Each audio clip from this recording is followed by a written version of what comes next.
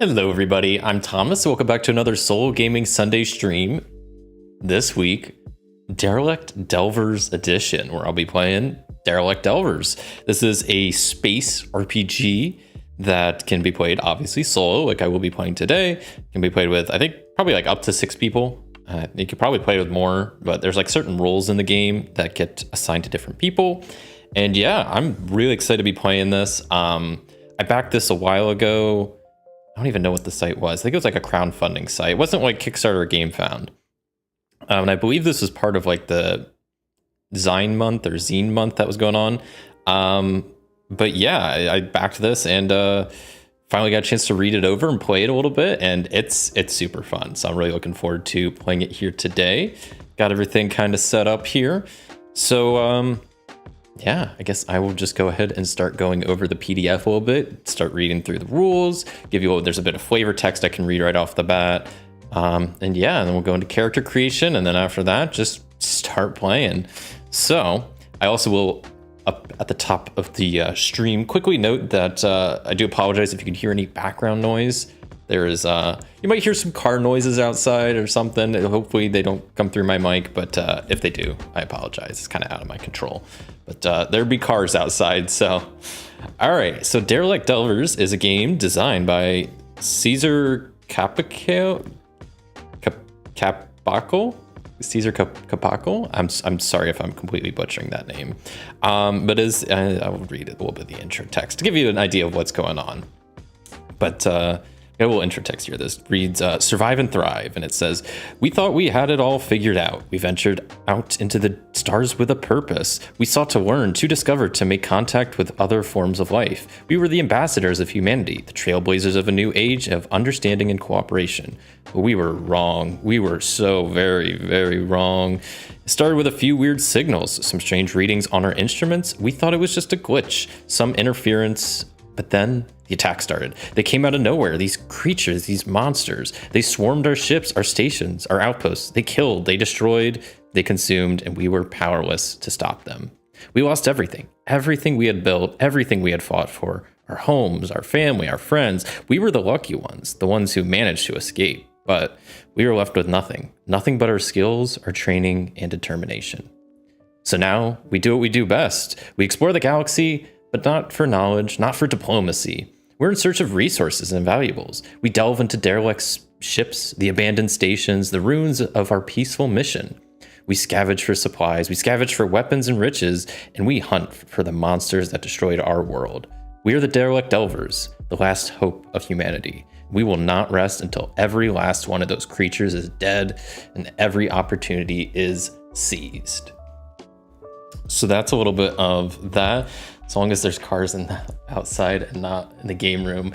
That's true. Also, I'm gonna like increase the chat a little bit. I can barely read it. So far away. So that was a little bit of an intro text. I'll read a bit more about the game itself. Derelict Delvers is a thrilling action-packed sci-fi role-playing game that immerses you in a struggle for survival and profit. The game takes place in a galaxy overrun by monstrous alien creatures who have destroyed humanity's peaceful exploration and diplomatic efforts. You take on the role of elite space troopers, scientists, and engineers who must explore derelict spaceships and space stations in order to scavenge for supplies, salvage for weapons and valuable resources, and ultimately hunt down the monsters that threaten the very existence of mankind. With a unique blend of fast-paced combat and challenging perils, you will have to work together or alone to overcome the dangers of the derelict spaceship and outsmart the deadly aliens lurking within. You have to make difficult decisions that will affect your outcome of your mission, your potential profits, and ultimately your survival and your very spirit. Derelict Delvers is a journey of exploration, of discovery, of opportunity. Join the elite team of Delvers and see how far you can go after the fortune the galaxy has to offer. So, don't need too much to play. Just need a couple dice, character sheets. Got these danger clock things that we'll be using. Character sheet I already have right here.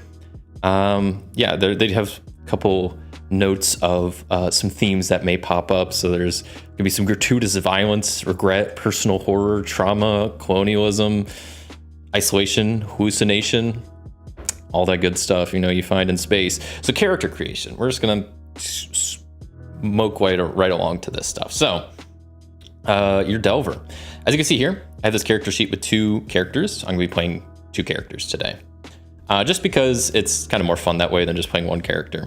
So your Delver, you are a skilled specialist, one of the elite members of the Derelict Delvers team. Your mission is to explore derelict spaceships and space stations in search of valuable resources and technologies. You have your own set of skills, your story, and your powers.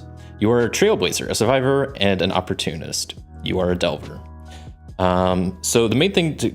Actually, before I actually hop into character creation, I guess I can real quick go over the rules of what's happening, and then maybe I'll hop back to character creation and concept stuff.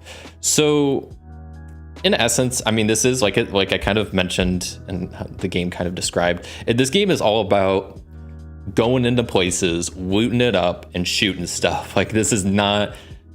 You're not on peaceful diplomatic missions. You're not trying to just, make friends with the aliens or gain knowledge. You're there to shoot things and to get treasure. So that's kind of what this game is all about. Each character sheet has a couple of things on it. So this game uses these ideas of clocks a lot, and it's a really cool concept. Like when I create a character, I'll be assigning different values to these clocks. You also have different powers. There's loot stuff.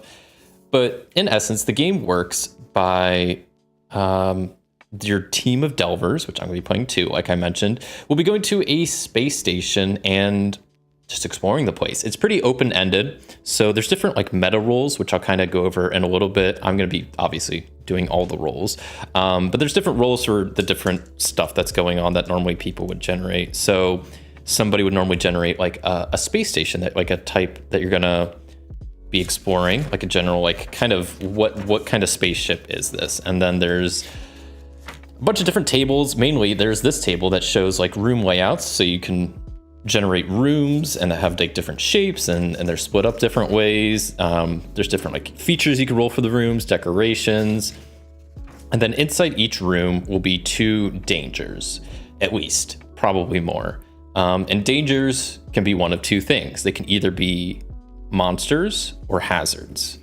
And the hazards can be, there's a wide range of things. Hazards can be pretty much anything. It could be like obstacles in your way. It could be malfunctioning AI. It could be like a gas leak. It could be electrical wire on the ground. It could be a slippery surface. The obstacles are a very broad range of stuff that can apply to a lot of things. And then monsters, what it sounds like, it's just creatures that you're going to be fighting, alien creatures. And there's different tables you can roll on to see like what form they have, traits they have, what weapon they use, tactics they use. So there's lots of cool tables in here.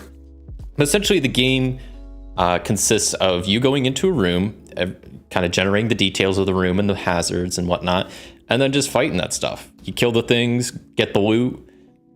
If you want to keep going on, you can. If not, you could just dip out and say that's the end of the station, and then you're on your way to the next one. So that's kind of the essential game loop. I think I'll go ahead and go through character creation now, and then maybe I'll go finish the rest of the rule explanation later. I know I'm kind of hopping around, but rules, I mean, there's a lot of stuff, but there's not really too much. So I guess it probably would make sense to go through character creation first. Let me back up a little bit. Let me go back to the Delvers and let's create my 2 guys, my duo that I'll be using. So first you have to come up with a concept for a Delver. The first thing you need to do, I just said that, is create a concept. Is basically a short descriptive sentence that captures the occupation or role of your character. It represents the main function that your character serves in the game and what kind of training or background they have. Here are some examples. Feel free to remix or create your own, or share interpretation of the concept with your group. So one thing I really like about this game, and we'll see it more and more as we go on, it is a very open-ended game. They're maybe not open-ended, but it's not very fixed. Like you come up with a concept for your character. You can make it whatever you want. They have options here. There's not like set classes. So you could be, I'm just going to read off some of these if you can see them. You could be an alien linguist. You could be a warp navigator, photon mechanic, void sniper, biomechanic pilot, holographic medic, astropath, gravitics specialist, nanophysicist, neurohacker, plasmatic engineer, Psymarine, quantum soldier, robotics technician. There's a lot, and you can mix and match to make whatever cool sounding person you want to be. So I, of course, am going to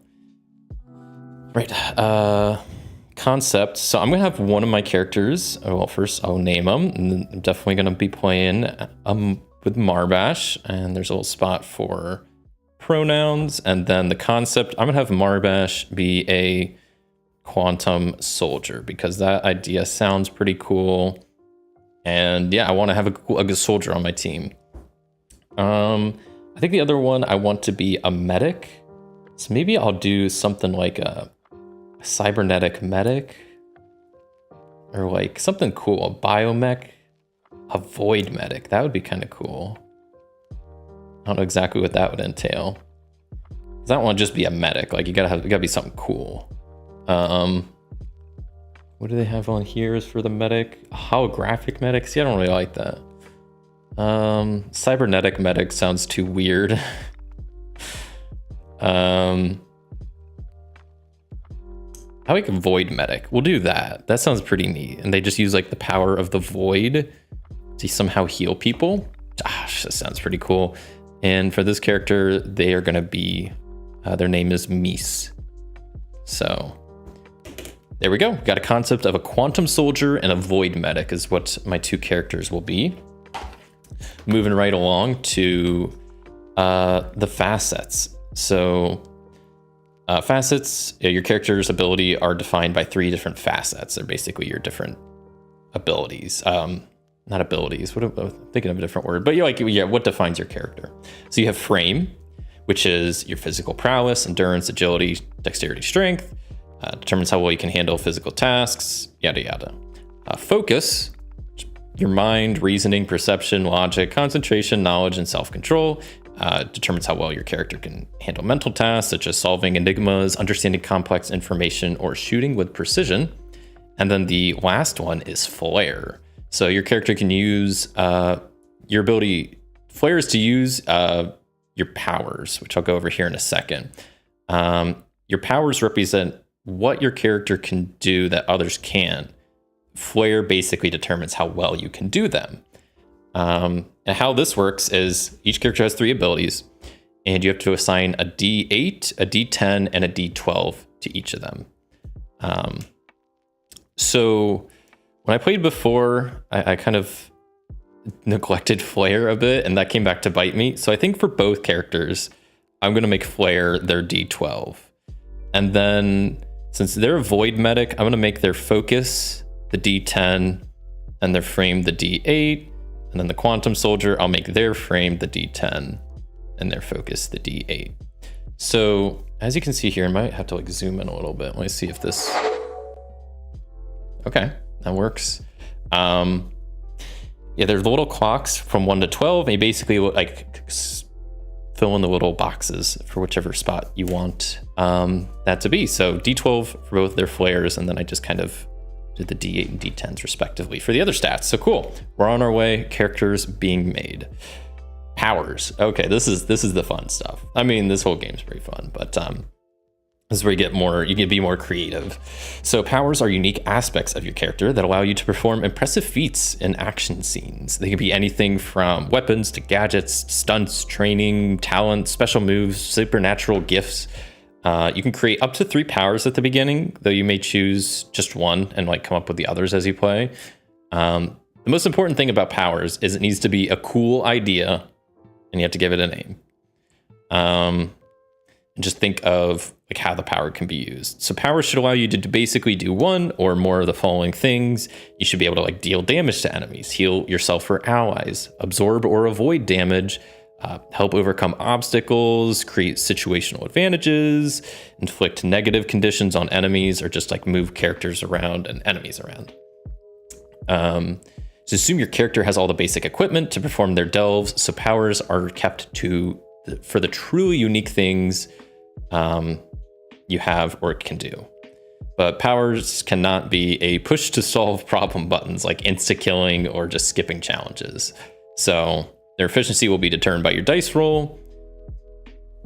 That's powers. So gotta think of 3 for each. They have some on the next page, some examples, and they also have tables you can roll on just to give you a few ideas of some powers.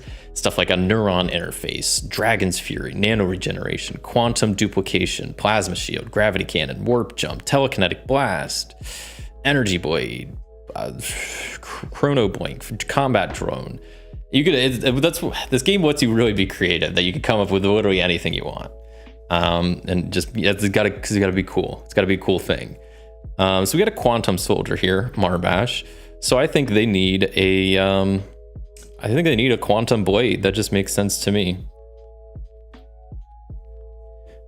A quantum, maybe not even like a blade. Maybe like I want to like a, you know what? I want a quantum katana. That sounds a little bit cooler.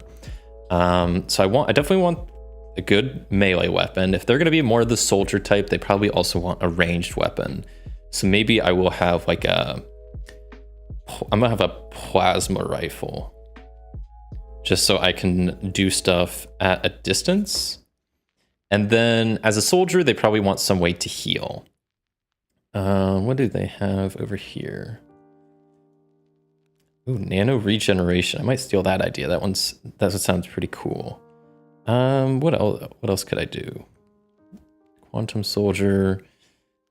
Just want a cool name for some like healing thing. And they like I kind of talked about. There's tables for everything.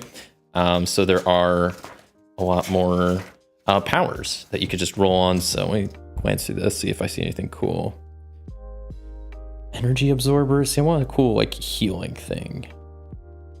Celestial flux. Okay, that sounds cool, but that doesn't really work for my character. We'll go with nanite med swarm. That sounds cool. Jeez. Sky uppercut, flame wheel, force field launcher. I mean, there's some cool sounding stuff. They have a good list of stuff here. Okay, so I'm gonna just push this off the screen a little bit. Keep that up there for a second. I just need. Okay, I would maybe we'll go with the nano regeneration. That sounds pretty good. Nano regeneration. Okay, so Marbash is more or less done. So they're a quantum soldier with a quantum katana, plasma rifle, and nano regeneration. So then we have Mies, the void medic. Let's see.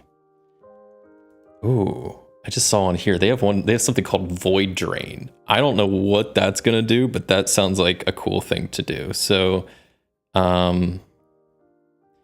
yeah, maybe that could be like a thing that like damages enemies and heals me. I think that could be pretty cool. As the medic, what else? I would want maybe what was the other thing I saw earlier that looked pretty cool? Celestial flux. That sounds pretty neat. I want another healing. That's because that could be probably more damage, the void drain. So I think I want more healing stuff for my, void medic. Go with something like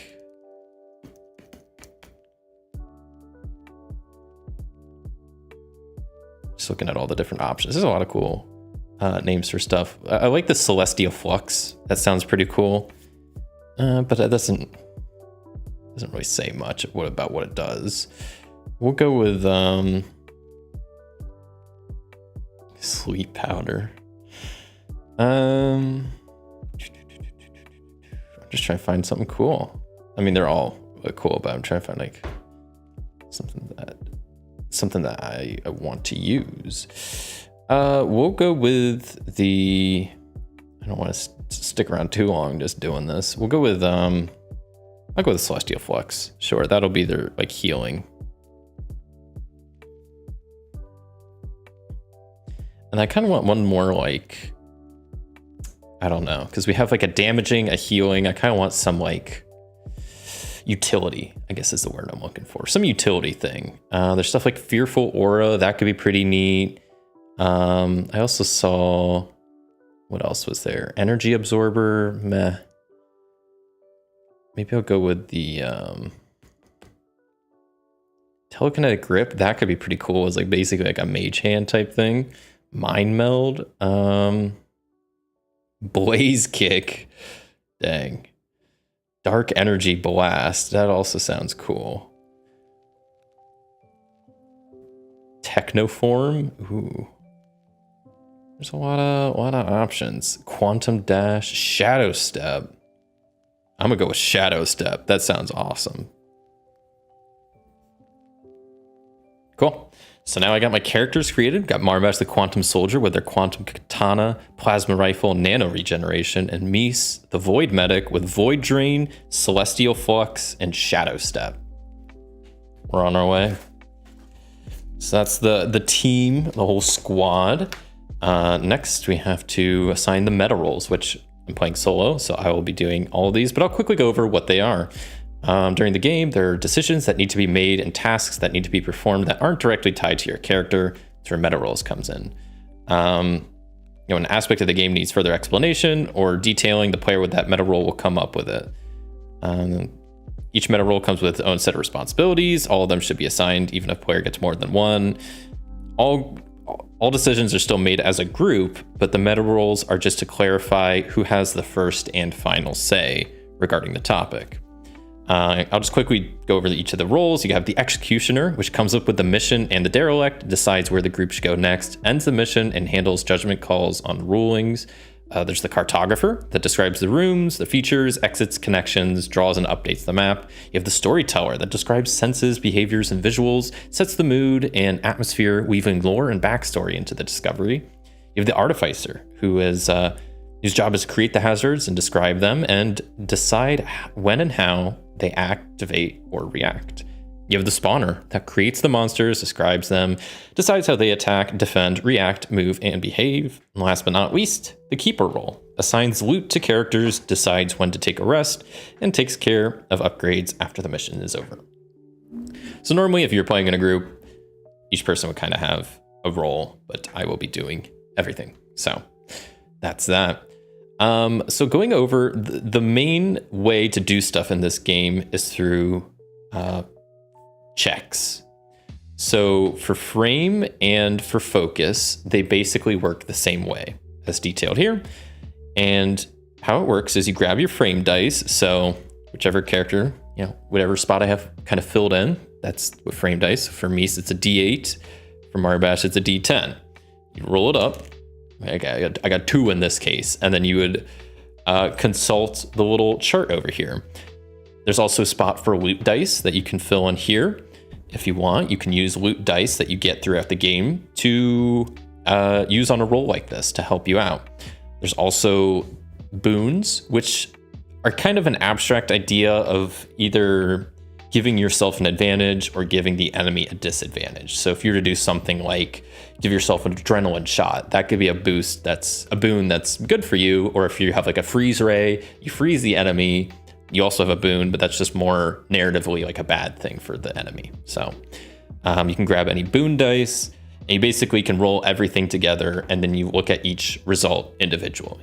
So if you roll, your D10 normally and you have or that's a D8 and a D10 boon dice, you roll them both. Okay, a 2 and a 4. So you look at the 2, do that, look at the 4, do that. And as you can see here, a 1 or a 2 is a botch. So a monster or a hazard hurts you, you take 1 hit to your frame or focus if that's what you're testing for. You cannot avoid this damage. A 3 or a 4 is just a threat. So a monster or a hazard tries to hurt you, describe how you try to avoid it, and then you roll a D6, and then you basically have a 50-50 chance of either it being botched or it being a score. And a score is kind of the last thing. You get what you wanted. So you could choose one to either just do a hit of damage to either the monster or the hazard. The other option is to create a boon dice of the same size you rolled with a charge of 1. So I kind of talked about that earlier.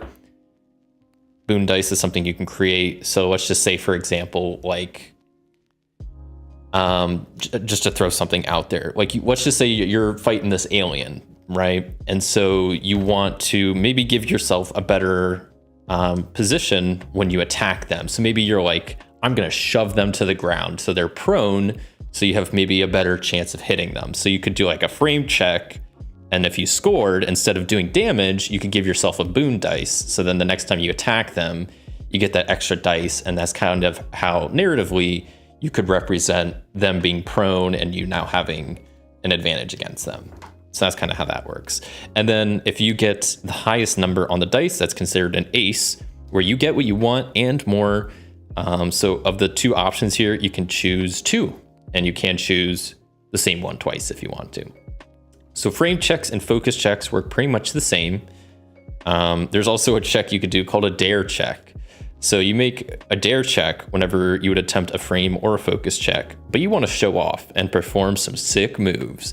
So no matter what your normal dice would be to roll, you just instead grab a single D6. You cannot use loot dice, you cannot use boon dice, just a single D6. And you roll that, and you check the result against all of this over here. So it's basically, you got what, 33% chance very much each, because it's 1 to 2, 3 to 4, 5 to 6 of, depending on where that all goes. And the other thing with the dare check, though, most importantly, is that whatever number you roll, you also get some loot dice because of it. So if you roll a 1 or a 2, you get a D6, or if you roll a 6, you get a D12 loot dice. Pretty handy way to get loot dice. And loot dice have different uses throughout the game. I'll go over some more later, but the main one, not main one, but one of the big things you could do is just, use them on frame checks or focus checks for extra dice to roll. Then you have flare checks. So flare, like I kind of talked about earlier, is associated with the different powers you have, and they work a little bit differently than frame and focus. So what you have to do for a flare check is you have to kind of decide what the effect you want your power to do. And then based on whatever you want your power to do, there's going to be a target number that's kind of generated based on what effects you want to happen. And then after you have that target number, you grab the dice for your flare and any loot and boon dice you want to use. You roll them and you see what happens. If it's below the target number, that's considered a glitch. That means something didn't work out as you expected. And there's a couple things that can happen during a glitch. You can either choose to lose a boost to a power. You can have a power gain heat. You can take a hit to flare, or you could take a gamble and roll a d6. On 1 to 5, you take 2 hits to flare, but on a 6, it's a score. So real quick, it's kind of, as you can probably see here, each power, there's a couple boxes next to it. The first one is there's 3 boxes for heat. That's kind of what it sounds like. Powers can overheat. So if you are trying to use your quantum katana, you mess up. Maybe now the blade is chipped and you just can't use it anymore. Like the heat's just kind of a representation of like that power being exhausted and you can't use it anymore. Boost is kind of what it sounds like. It's a bonus that you can have to a power, and you can use it after you score a success with it. So if I have my quantum katana and it has a level of boost, and let's just say I try to hit for just 1 damage and I'm successful, I can erase that boost to just bump that up to 2 damage instead. So it just lets you do more with what you had. But with a glitch, you could choose to either lose a boost, mark a heat, take a hit on flare, or you could try to gamble and just roll a d6 and do that. But I don't really do that personally. If it's equal or above your target number, it's a score. Whatever you wanted to happen happens. If it's an ace, then it's a score, but you also get a boost. And that's how flare checks work. So this table here is how you calculate your target number, and you can kind of come up with what you want your effect to be. It's probably the most confusing part of the game. It's really not that confusing though. Once you get the hang of it, it's not too bad. I think maybe this could be clarified a little bit more, because 2 of these are pretty much always required, and then everything else is optional. Well, there's probably going to be. So you have this table here, and this is how you come up with your target number. So you have different options for different stuff. So you have target, range, boon, charge, damage, heal, and movement. And based on what you want to happen, you can see there's kind of different levels of stuff. So if you wanted to do 2 damage to 2 enemies in the same range as you, that's 2 + 1, 3, 2 damage, that's 5. It's pretty simple. Or if you want to heal yourself and an ally, okay, that's target 2, range, let's just say 2 if they're in a different zone, and you want to heal 2, then your target number is 6. So you kind of customize what you want your power to do at that point, and then come up with the number. So you can choose to create boon dice, which depending on what boon dice you want to create has more of a cost if you want to create higher level ones. And then charge is directly related to boon dice, and it basically is how many charges of that boon dice there are. So like I kind of alluded to earlier, like let's just say like if you have like a freeze ray or something, you freeze the enemy, so you can maybe create like a D10 boon dice of 3 charges. So then the next 3 times you attack that enemy, you could get yourself a D10 boon dice, essentially. Pretty handy. You can also, there's the movement option if you want to move stuff around. This all goes into detail about that. And movement and range, I'll talk about a little bit more later, but this game uses the idea of zones, kind of like the Fallout RPG, where it's just pretty abstract, and zones are more just defined by kind of just like points of interest, different like levels of a room. If there's like different things kind of blocking the path, like zones are kind of pretty abstract, like not always the same size, and that's kind of how movement and space kind of works in this game. So yeah, that's all that. Danger checks. So danger checks you do whenever a danger, so a monster or a hazard, takes a hit. So we got a little marker here. Use the pink one maybe for now. We'll use the blue one, actually. I like the blue one. So let's just say we have the monster. So what you do when you create a monster is, let's just say this is a D10 enemy. Kind of like how facets work. Each hazard or monster has like a range from either 6, 8, 10, or 12, depending on the difficulty you want them to be. The higher the number, the higher the difficulty, but also the higher the rewards you get. So let's just say I attack this monster for 2 hits. So what you would do then, if this is a D10 monster, you mark off 1, 2, and anywhere you draw X's, these now become what's called weak spots. So then anytime a danger takes any number of hits, you mark the weak spots, and then you do a roll for this. So this monster is a D10. So you take a D10, wherever my D10 went, it's right here, and you roll it up, and it's an 8. So what you're trying to see is if this number lands on any of the weak spots, that monster is dead. So if I would have rolled a 1 or a 2, I took that monster out in 1 hit, but I rolled an 8. So this thing is still going. I only hurt it a little bit. And that's how damage kind of works, and how taking out hazards and monsters work. So it makes it very dynamic that just because this is a D10 level monster doesn't mean they're always going to take 10 hits. It's as you do more damage, you have a higher probability of it going down, but you never really know when it's going to go down. So it makes it interesting for like combat wise, and it also just narratively makes it pretty also interesting and fun. So that's kind of how that works. And then loot check doesn't really matter. The 2 main things in game you can do with loot are either use it.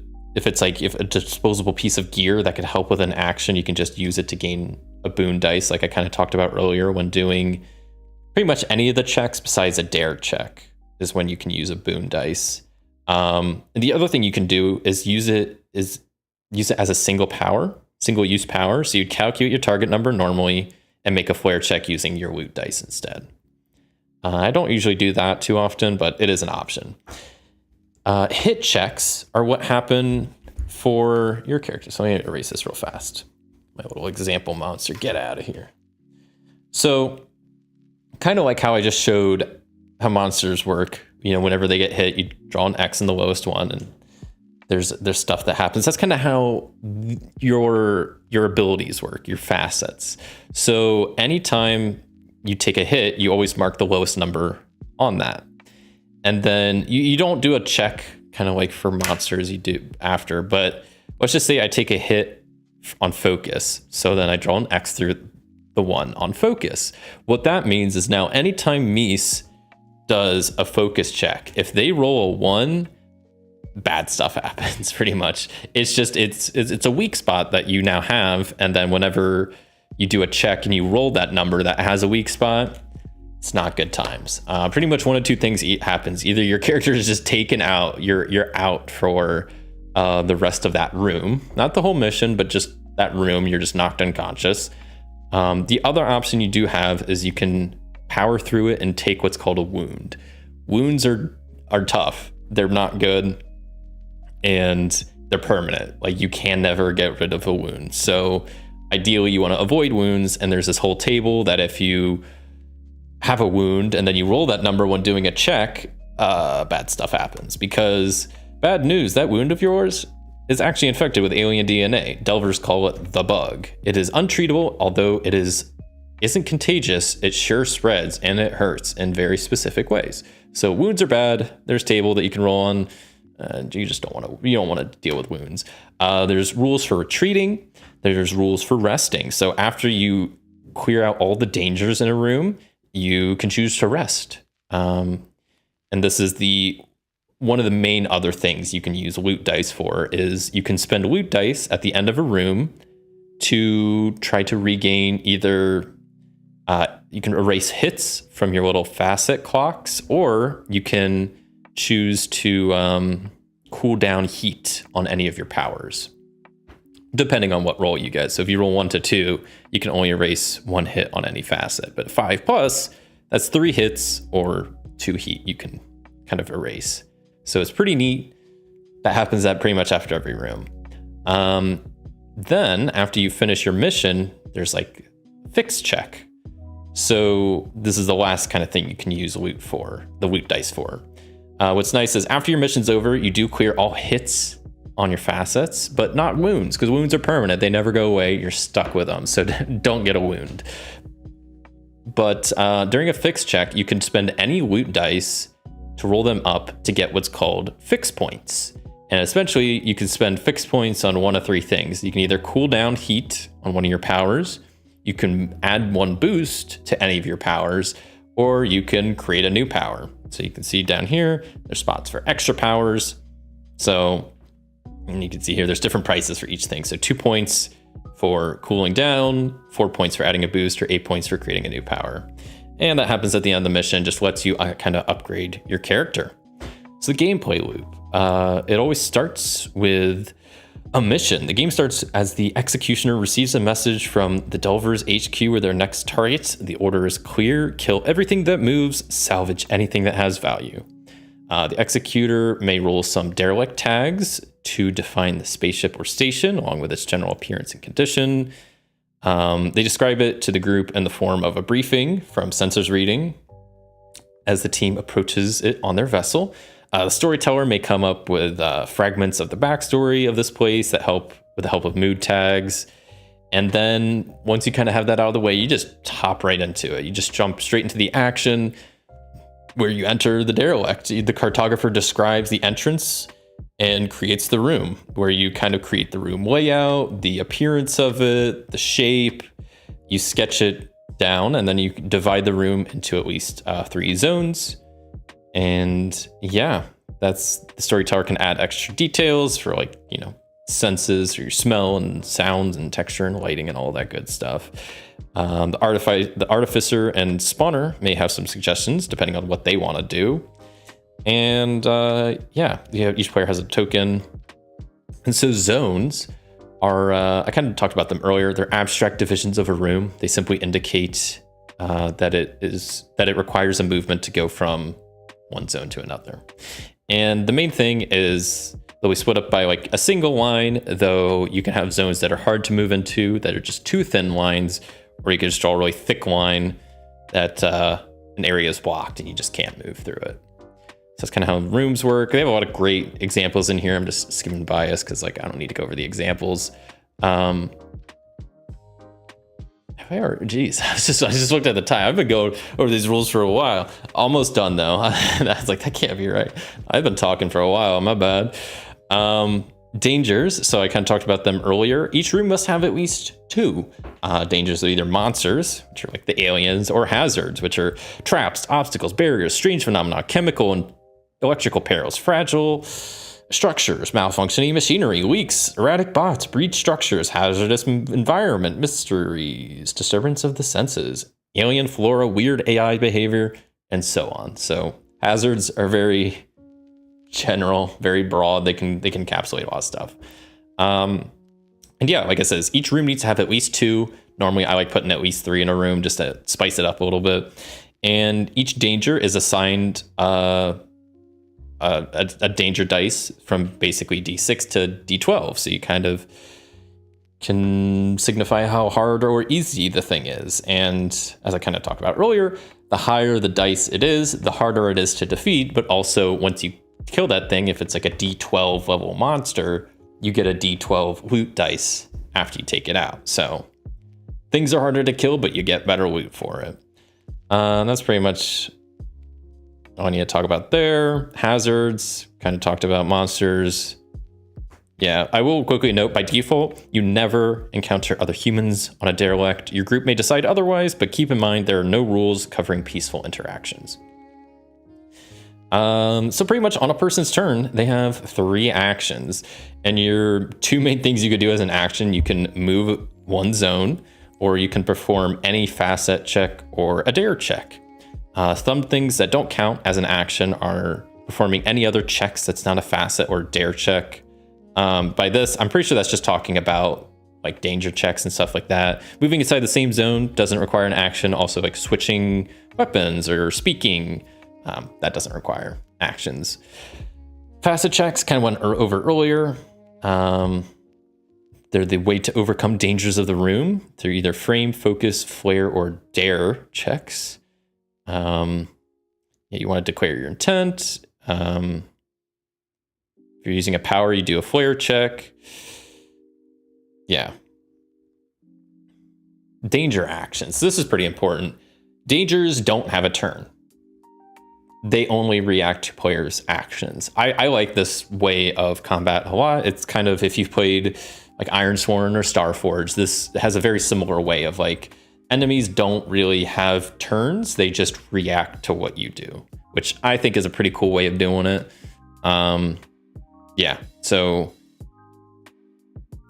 if you make a danger check, if they get hit, activating them when context calls for, especially in the case of a bad roll, you can create or reveal new dangers, describing how they react and all that good stuff. When a danger is defeated, their danger dice becomes a loot dice of the same size, and the keeper can assign that to whoever. More examples. Resting, I already talked about. I don't really need to go over that. At the end, like I said, all your facets are cleared. Wounds are never cleared. Yeah, that's it. We're done. We're through the rules. That's all of it. So let's just start playing. I've been talking for a while. Got our characters already created. And let me zoom out a little bit.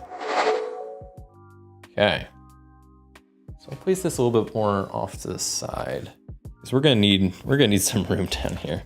Unfortunately, I mean, I'm pretty limited on my table space, so I just pretty much have like this area up here to draw the rooms, and even then, like when I was playing before, like rooms were like, I was doing them like 4x4, so we're gonna be visiting pretty small space stations just because that's all I have room for. But let's go ahead and see where we're going first. So we start out by, let me get to that part of the book, but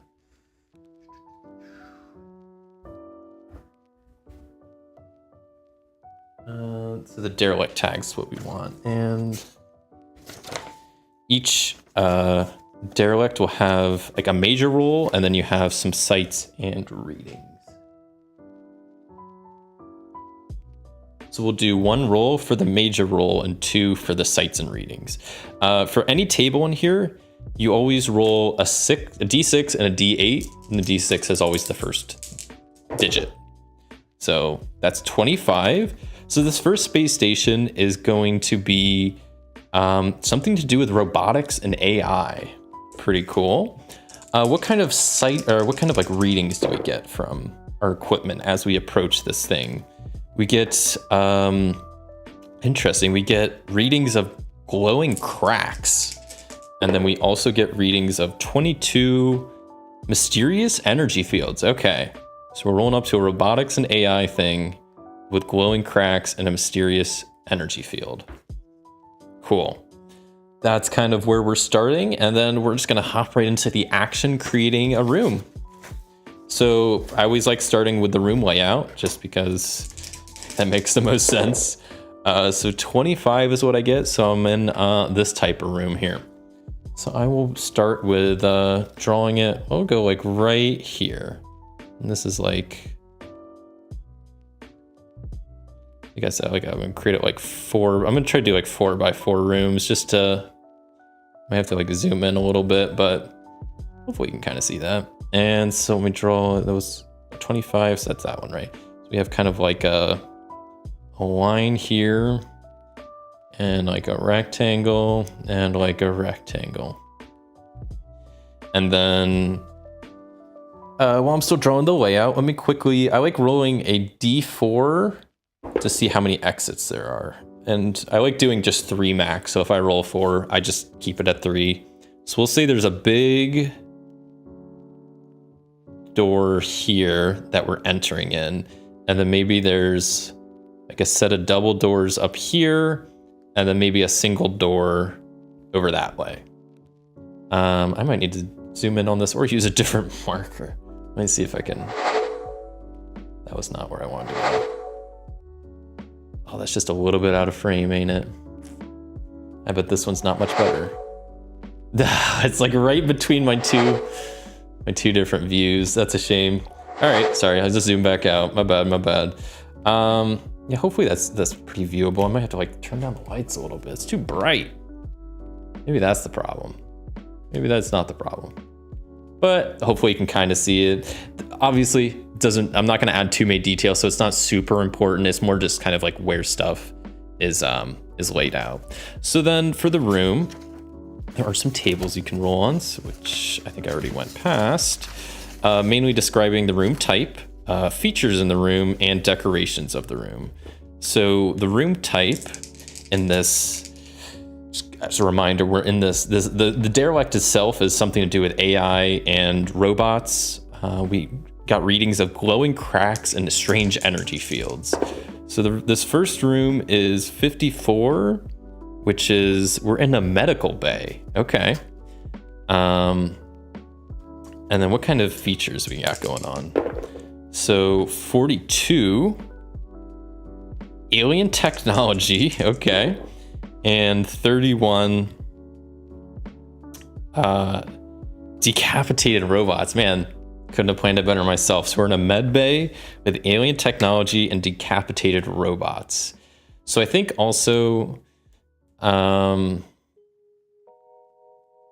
add, I'm gonna make this, do a double line there, just to make that a little bit more difficult to cross. And that seems good enough. I'm gonna use the 2, this might get confusing if I do that. We'll use a green token and a gray token for, and I'm gonna make, I'll just write like gray, green, just so I don't forget. Yeah, as our 2 tokens. So now I need to add at least 2 things in here. Probably add more. Where's my remote? I don't know how that got back into frame. So I think this is like a med bay. So I think I'm gonna add 2 hazards and 1 monster, because I figured there's probably more hazards to deal with than monsters, especially in like a med bay.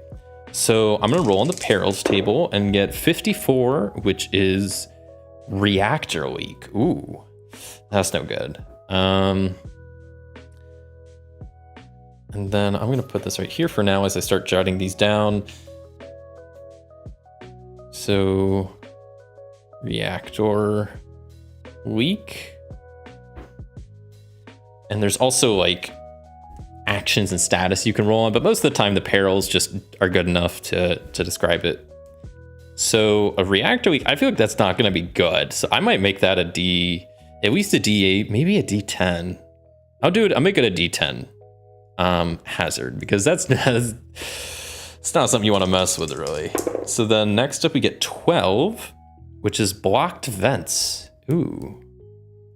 So maybe there's like not a lot of air circulating in there. That seems like a pretty easy thing. Blocked vents. I know this might not be the easiest to read. We'll make that a D6.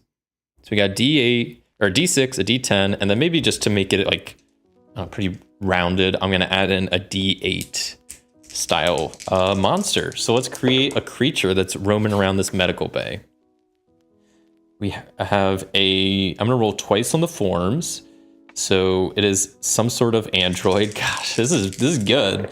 This is perfectly like aligned with what's going on. A android caniform? I'm gonna re-roll that because I don't really know what that means. An android cloud? All right. So maybe just some sort of flying android. Maybe I'll say like a drone. Maybe not like an actual cloud. What kind of traits does this flying android have? 41. So this is a flying android that has jellyfish-like stingers. And 57. And spore-emitting breath. Okay.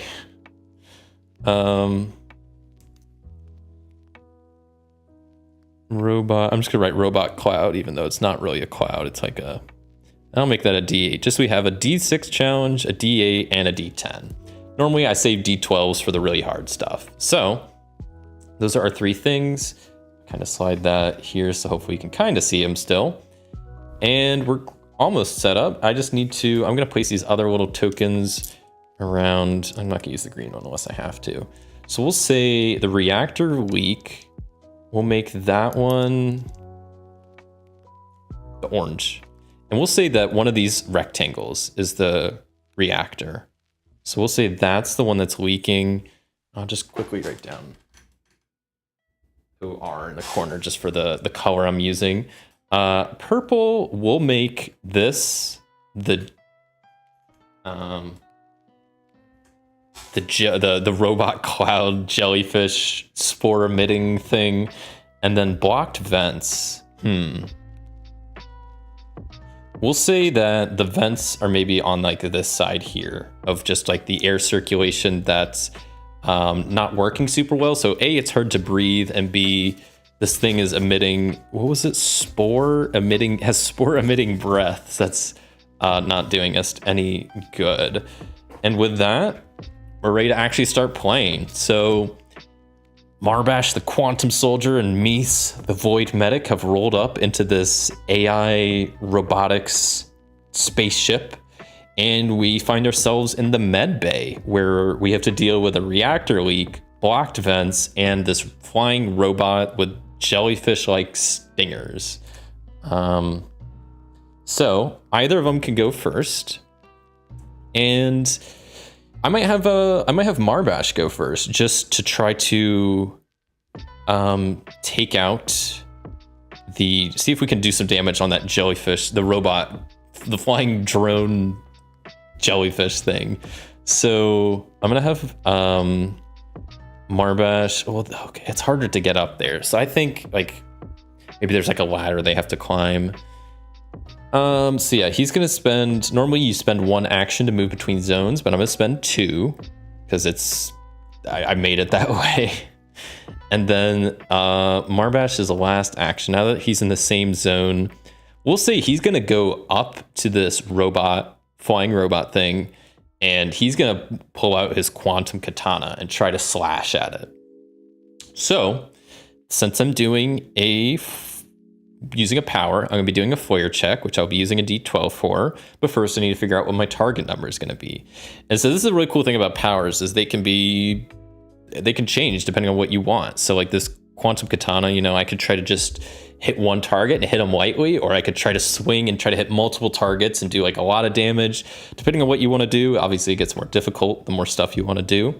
I'm gonna be hitting one target. I'm in the same range, so it's just a range of 1. And I'm gonna do 3. I'm gonna try to just do max damage. So 3 damage. So 1 + 1 + 3. My target number is 5. I'm rolling a D12, so I need to get 5 or higher to do this katana attack successfully. So let's see what happens. 5 or higher. That's an 11. That was almost an ace, but it's still a success because it was over the target number of 5. So the effect happens like I expected it to. So Marbash pulls out his quantum katana. There's this like flying robot jellyfish thing in the air. He kind of like Just waiting to find a good time to strike. It just slashes at it and does 3 whole damage to it. It's crazy. So then what I do is I mark off 1, 2, 3 on the robot cloud, and then I roll its dice to see if it got defeated. It is a D8 dice. So now if I roll a 1, 2, or 3, that thing is dead. I rolled a 6. So I hit the cloud, the robot jellyfish thing, and it does some damage. It maybe kind of like falls down a little bit in the air, but kind of catches itself, and it continues to hover there as it's still alive. And that's going to be it for Marbash's turn. And then we're up to Mies now. So Mies is also going to spend 2 actions to kind of move into this main area of the med bay. And I think the reactor seems probably like a more of an active issue. So Mies is going to come over to the reactor and start just trying to find a way to stop this leak. So maybe he's going to use the Celestial Flux is pretty versatile, I think. Like it's a pretty abstract thing. The flux, I imagine, is like just like a manipulation type thing. So you know what? Maybe I could do like a void drain to try to like to absorb some of the radiation. Yeah, so you know what? I'm going to try to do that. I'm going to use Void Drain to try to absorb some of this radiation, not into myself, but just kind of like dissipate it into the air and see if I can get this leak to stop. So I'm going to be using my power of Void Drain. I'm going to be doing target of 1, range of 1, damage 3. So I'm going to be needing a 5 or higher again. See if I'm able to get it. That is a 1. So that is a glitch. I think what's going to happen, I can either lose a boost, which I don't have a boost, so I can't do that. So either can mark a heat on that power or take a hit to flare. I will definitely mark a heat for now on Void Drain. So Mies comes up, tries to use Void Drain on this reactor that's leaking and doesn't really seem to do much. Hello there. I don't know what your name is, but how's it going? And nope, I have no idea. It's not English. But hi. Right now we got the Quantum Soldier Marbash and the Void Medic Mies in a medical bay, and we're trying to deal with a radiation leak, blocked vents, and this flying robot tentacle jellyfish thing. So far, it's not going terribly. And they both did their turns. So now anybody can kind of go in any order. Since I'm playing 2 characters and it's just me, I just like alternating back and forth. Oh, it's Russian. Okay. How do you pronounce that? I don't even want to attempt it because I know I'm probably going to do it wrong. See, I'm going to have Marbash go again. Quantum Soldier Marbash. And what I think I'm going to have him do is, I kind of talked about this earlier, I'm going to have him do a frame check to try to just like push this robot onto the ground. So then when I do when I use my katana, I can get more of a boost to it. So I'm going to do a frame check. So I'll be rolling a D10 and yeah, we're just gonna see how this goes. I'm just basically trying to knock this robot prone. That's a 9, dang. So I get what I want, and what I'm gonna do is create a boon dice for me to use. Ivan, Russian? Hello there, Ivan. How's it going? Hope you're doing all right on this Sunday, or maybe it's not Sunday where you are. Time zones and stuff. But hope you're doing good. Appreciate you stopping by and watching me delve into some abandoned spaceships and seeing what kind of stuff's going on. Oh, and Tom's in there. You're not alone. Hi, Tom. How's it going? Hope you're doing good too. All right. So I did knock this thing prone. So now I'm gonna do my quantum katana attack. So that's gonna be another target 1, range 1, damage 3. So that means my target number is 5 again. And this time I get to roll a d10 and a d12 because I just generated a boon for myself. Yikes. Okay, so there was one glitch. I'm just gonna take a hit on flare for that, and then the other one is a hit. So I'm able to do 3 more damage to, where's my marker? To this robot. 1, 2, 3. This thing's gotta be dead, right? I gotta roll a d8. As long as it doesn't roll a 7 or an 8, I'll be all right. That's a 5, so that is a weak spot on the robot. That means that Marbash was able to knock that thing on the ground, take the katana, slash it down, and with that, the robot thing is dead. And since that was a d8 level creature, Marbash now gets a d8 loot dice to use for whatever he wants. And he still has one more action because I did the knock prone, did the slash. So maybe he'll go over to these blocked vents and try to see what's going on over there. It's already Monday and I have an exam today, so it's probably no sleep. Oh, jeez. Was that 2 glitches in a row? Was it? I don't think so, because my target number was 5, so as long as I get the target number or above, I'm all right. Yeah. So he knocked that thing down, slashed it. Man, I don't envy you. The exams are no fun. I'm glad I'm done with that. Looks like the spore breath jellyfish tentacles couldn't save it. No, thankfully it wasn't too bad. It's just whatever. I don't even know what the heck I was fighting, but I'm glad it's dead at this point. So yeah, I'm gonna have Marbash come over to these blocked vents and maybe just try to, I don't know, maybe he's gonna use his plasma rifle to just try to shoot at the blocked vents and try to just unblock them. I guess that's maybe a good way to do that. So that's gonna be another, I'm using a power, so that's a flare check. Range of 1, target 1, damage 3, like doing max damage. So that's gonna be another target number of 5. Rolling the d12, I get a 2. That was a long roll. So that was glitch. So I either have to,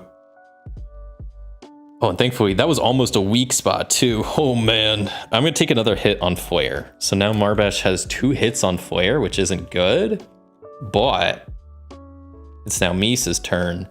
And the first thing Misa is gonna do is use his Celestial Flux to heal up Marbash, because that's one of the things he can do is Celestial Flux, because it's a Celestial Flux, obviously. So he's gonna do a healing thing with that. So he gets target 1, range 1. I'm gonna heal 2. So flare check, and I only need 4 or higher. That's a 2. Ugh, not good. All right, I'm gonna take a heat on my Celestial Flux and try it again. Try to heal up Marbash again. Let's see if I can do it. I need a 4 or higher. That's a 12. Oh my goodness. All right. So that means Celestial Flux, I get to mark a boost in it.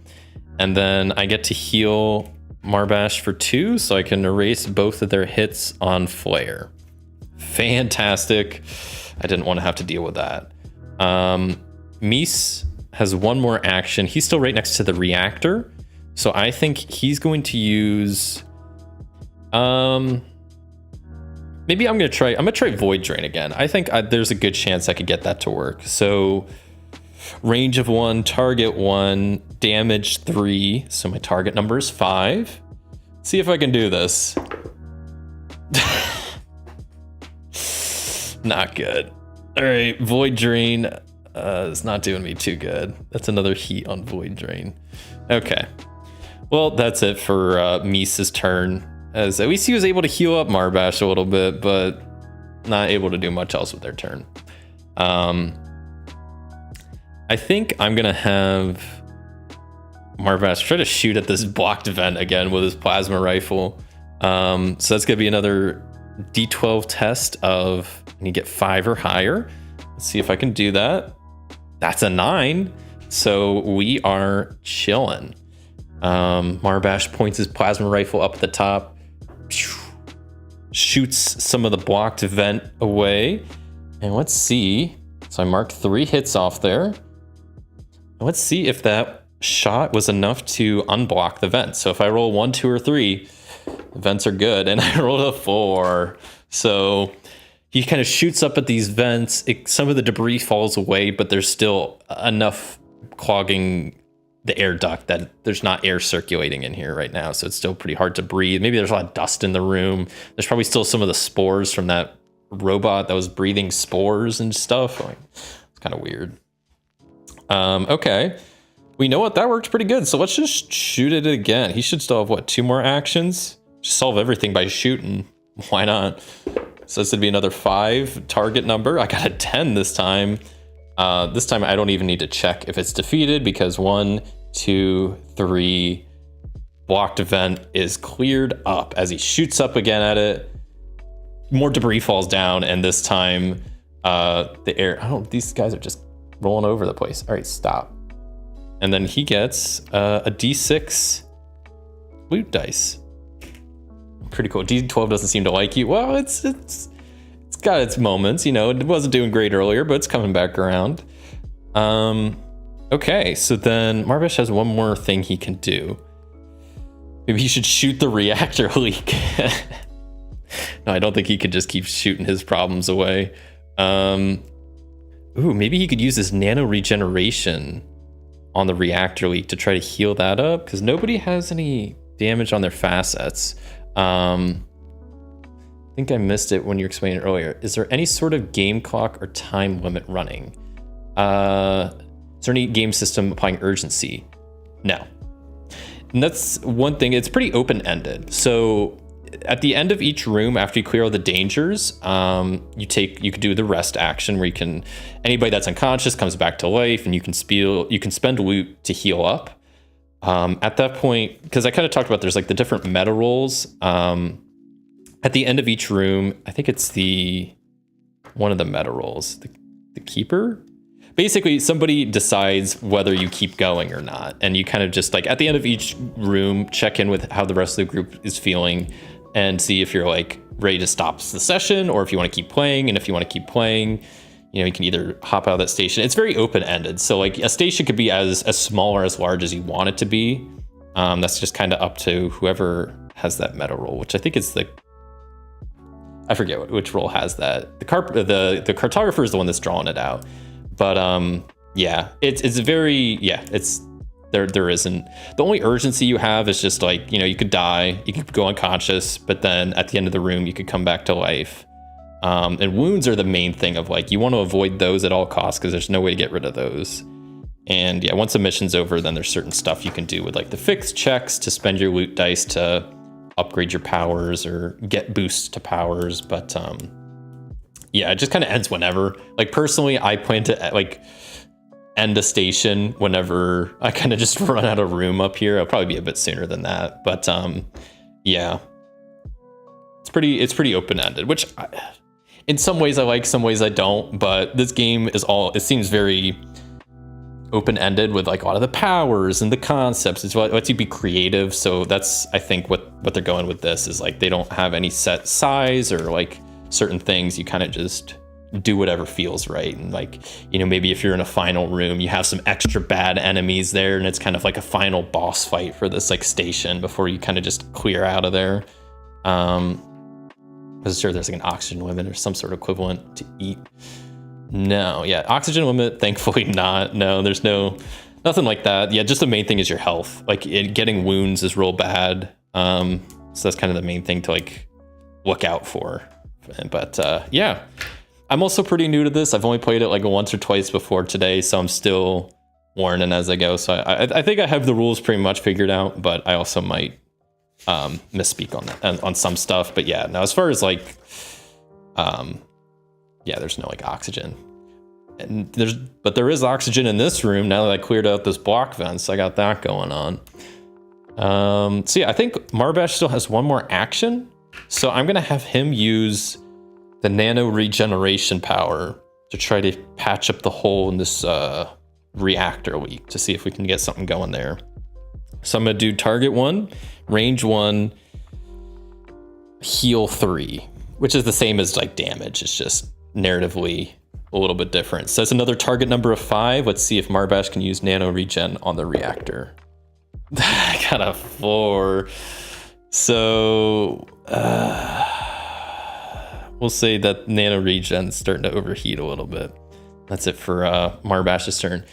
You have a very collection of board games, good setup. So many subscribers. Am I a professional DM or do I work in a gaming club or just a Thank you. That's really nice of you to say. No, this is just a hobby. I started getting into board games a couple years ago now. I've been playing, and yeah, just decided to start playing on YouTube, maybe because I played a lot of solo games, and also I just wanted to put some videos out there about like how to play games that didn't, have videos for them. So yeah, I just now do weekly streams with a couple videos a week. But yeah, no, it's just a hobby, just something I do for fun.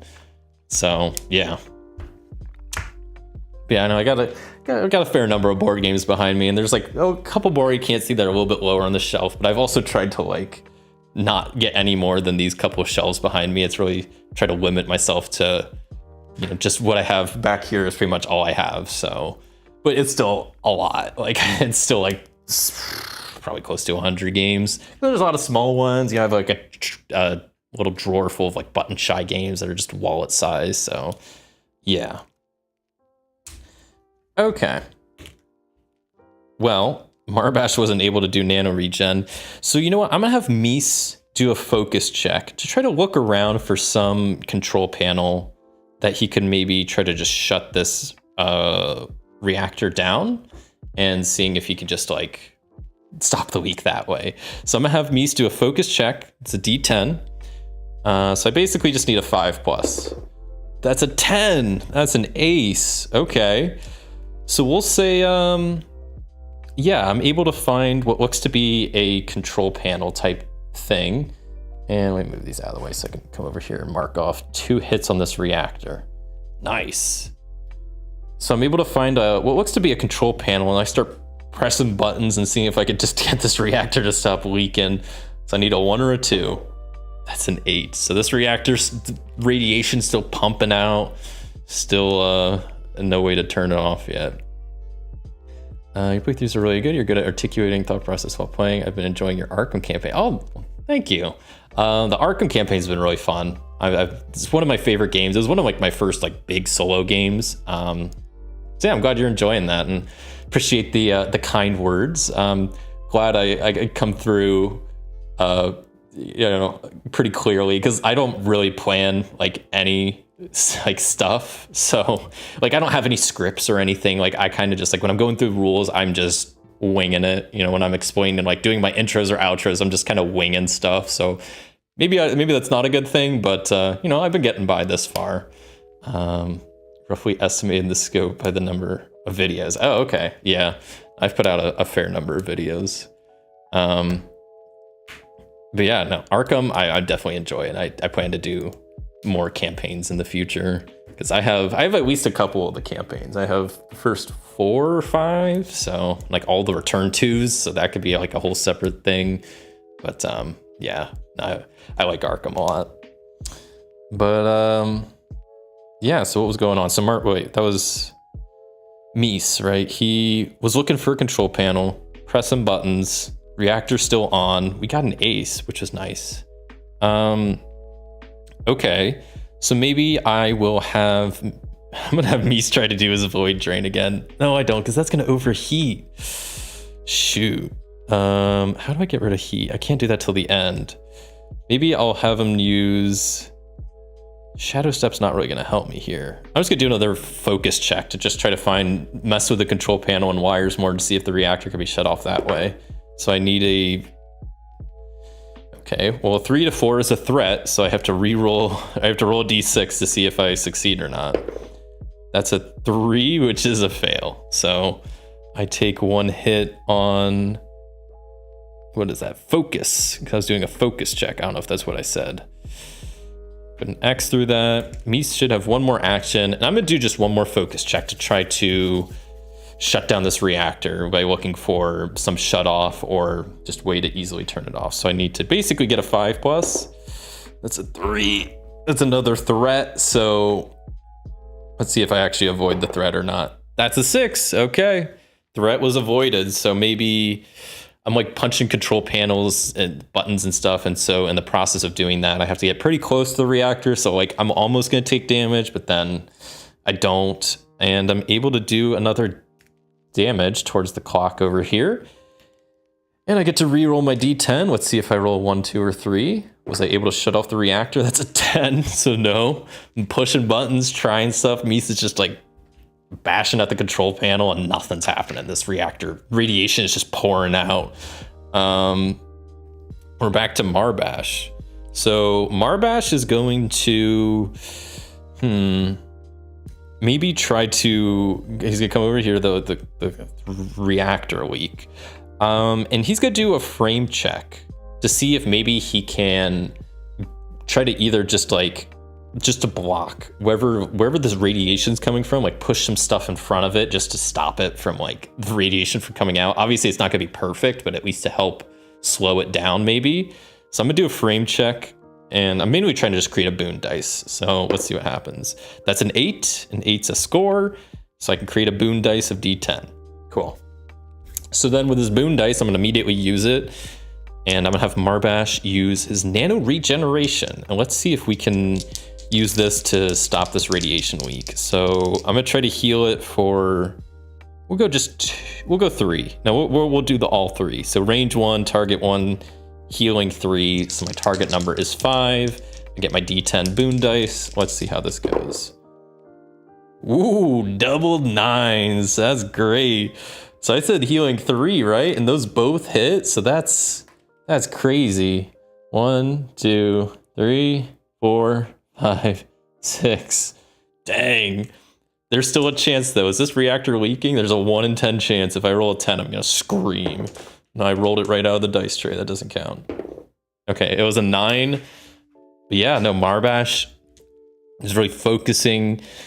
He kind of pushes some stuff up to kind of clog the leak, and like the leak's kind of not as bad now. And then he uses his nano regeneration powers to stop the radiation. I don't know. He goes into the actual reactor and so the core of it, finds whatever that radiation stuff there is, and kind of just makes it stop. And with that, they are safe.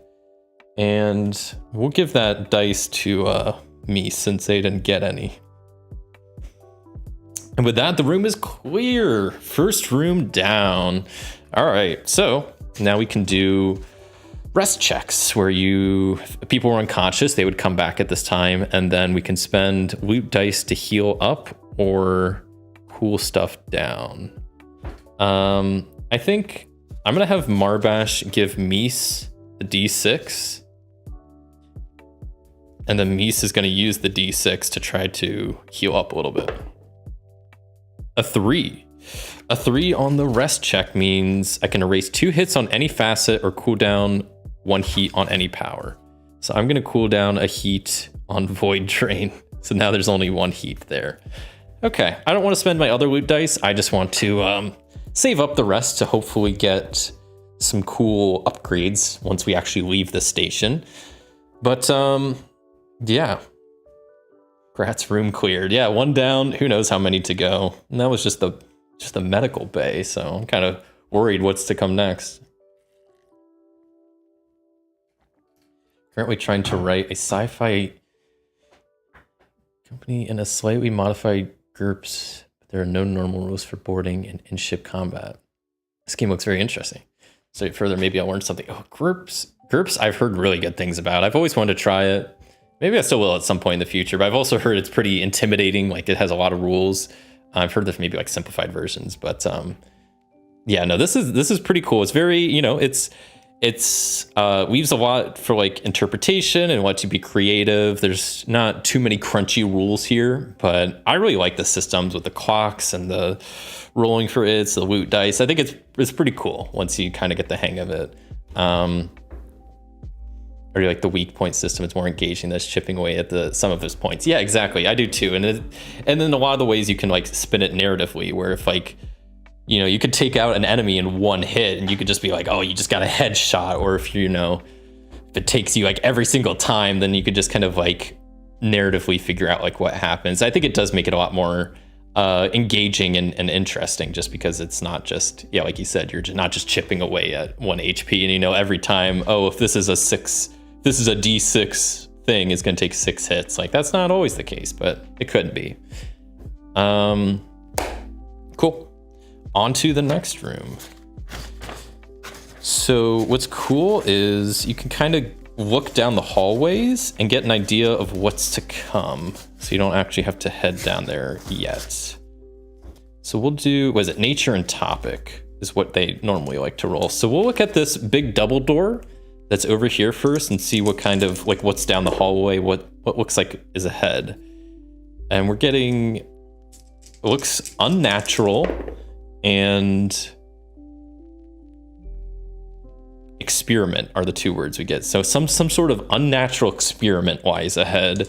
Or if we go to the right, we get, let's see, secret tunnel? No, what do we get? Secret dimension.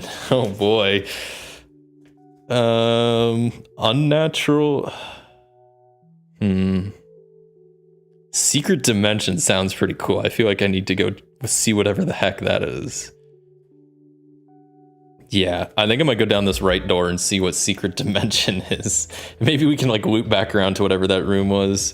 Was it unnatural? Oh, unnatural experiment. That's right. That doesn't sound good.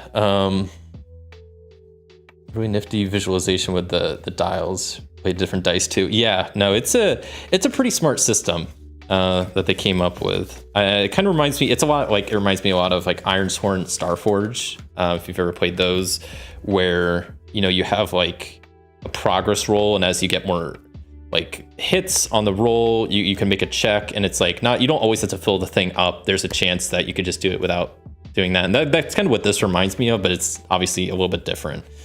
Yeah, unnatural experiment or secret dimension.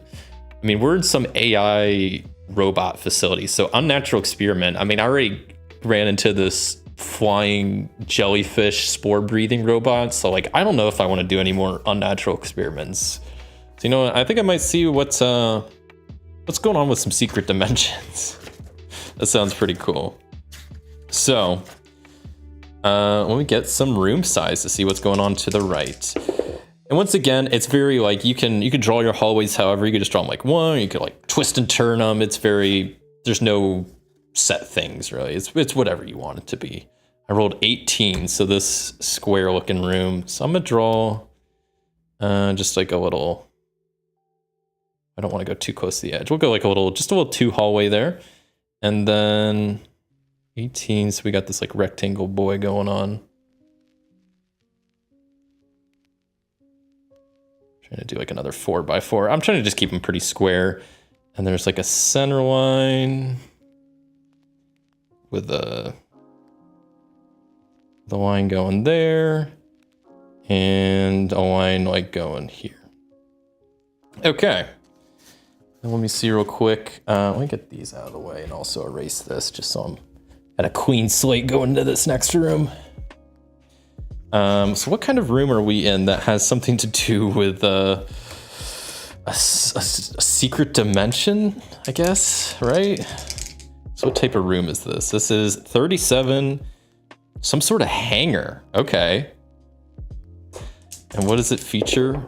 It features smoky atmosphere, okay, along with biometric scanners. So some sort of secret dimension room, smoky atmosphere and biometric scanners. Okay. So if this is a hangar, I imagine maybe these different like areas here are like, I might use a different marker to draw the map, because I feel like this marker is kind of hard to see. Let me try a different marker real fast. Let me do like a thick red marker, because that might be a lot easier to see.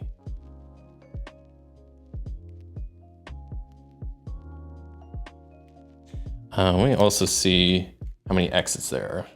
Maybe this is just a dead end. Nope, we got some exits. So we have a door here. We'll do a door, big double door up here. And maybe we'll go one off to the right, even though, who knows. And then we have, it's like split into 2. And then we got like a thing like that and like that. This is a hangar with smoky atmosphere, biometric scanners. Okay. Something to do with a secret dimension. So I think that's like, maybe there's like spaceships, you know, take you to different dimensions, or maybe that's like, it's a hangar, but it maybe has some sort of like portal. I'm trying to think of how secret dimension even plays into it. That's secret dimension. Yeah, I don't know. Maybe it's like a hangar, but it also is like a portal, like a portal room or something, like where they would maybe like teleport down. I'm trying to think, what's that called in Star Trek, where they have like the little area where they like beam people down and beam people up. It's kind of like that, maybe, like, I don't know. But anyway, so we need to get some hazards, some dangers for this room. And I think I'm going to, well, got to do at least 2. I always like doing 3 just because I like either doing 2 monsters and a hazard or 2 hazards and a monster. Because I was having at least one of each, and I feel like there should always be, I don't know, more than one of like one of them. Agree, without outside help, groups could be quite difficult for new players due to the fact that it's a universal system, especially the character creation design. Oh, it's a universal, really? I didn't know that. But I have heard you could play like a lot of different types of games with groups. So, like, for example, in fantasy setting, you don't need to know 3/4 of the existing skills, so DM can send a spreadsheet with information. Okay.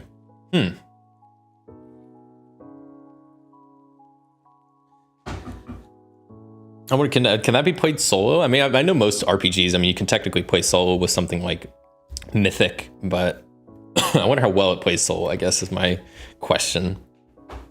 So let's get some perils and stuff going on in here. So I think if this is a hangar, secret dimension, scanners, we'll say there's probably gonna be just 1 hazard and 2 creatures. So the hazard is rotting corpses. Okay. Bring this over here. Rotting corpses. That's just gonna be a D6 hazard. Like, that's not gonna be that bad. We'll make that the purple. We'll say there's just like some rotting corpses like right at the entrance here of this hangar. And what kind of creatures are in this room? I'm scared to find out. Secret dimension is where the cloud robot came from. A dimension robot's comprised of gaseous components. Honestly, maybe we'll run into another cloud robot in this room. Maybe there's like a portal to the cloud robot.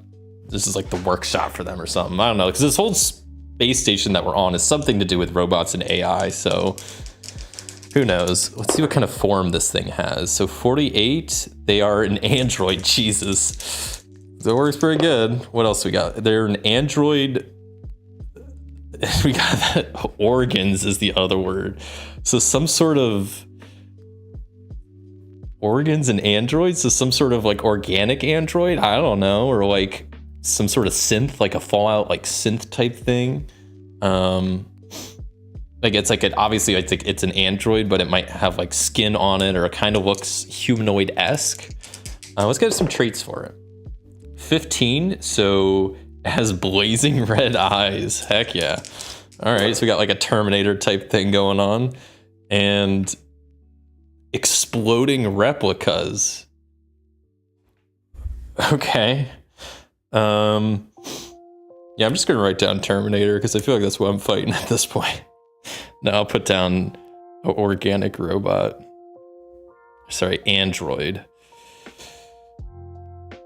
Yeah, I feel like that's gonna be a D10 threat. And we'll make them the orange guys. We'll say there's like one in the corner over here. Maybe that's like a raised area that they're on, like some, we'll make this like a double line that maybe this half is kind of raised up a little bit higher than this half over here. Excuse me. And then let's get one more creature that's in this room. 68. So we got organs again. Ah, geez, if I roll android, I'm gonna freak out. So we have organic, organs, and angelic. What does that even mean? What kind of traits does this angelic organic creature have? I don't want to say organic, it's just organs. 21. Crown of Horns. Okay, I guess that could be like angelic in a way. If it's like, I don't know. And 51, it uses poisonous stings. Okay. I'm just gonna write angelic organs. So, I mean, there was a rotting corpse in here. I'm kind of getting like, some of these guys could be like zombies where they have like organs kind of like hanging out of them or something, but they're still alive. The biometric scanners to scan the robot's organs. Oh, yeah, that would check out. There are a few pre-written campaigns for GURPS. For most of the game is sharpened to reveal the creativity of the DM. Oh, okay.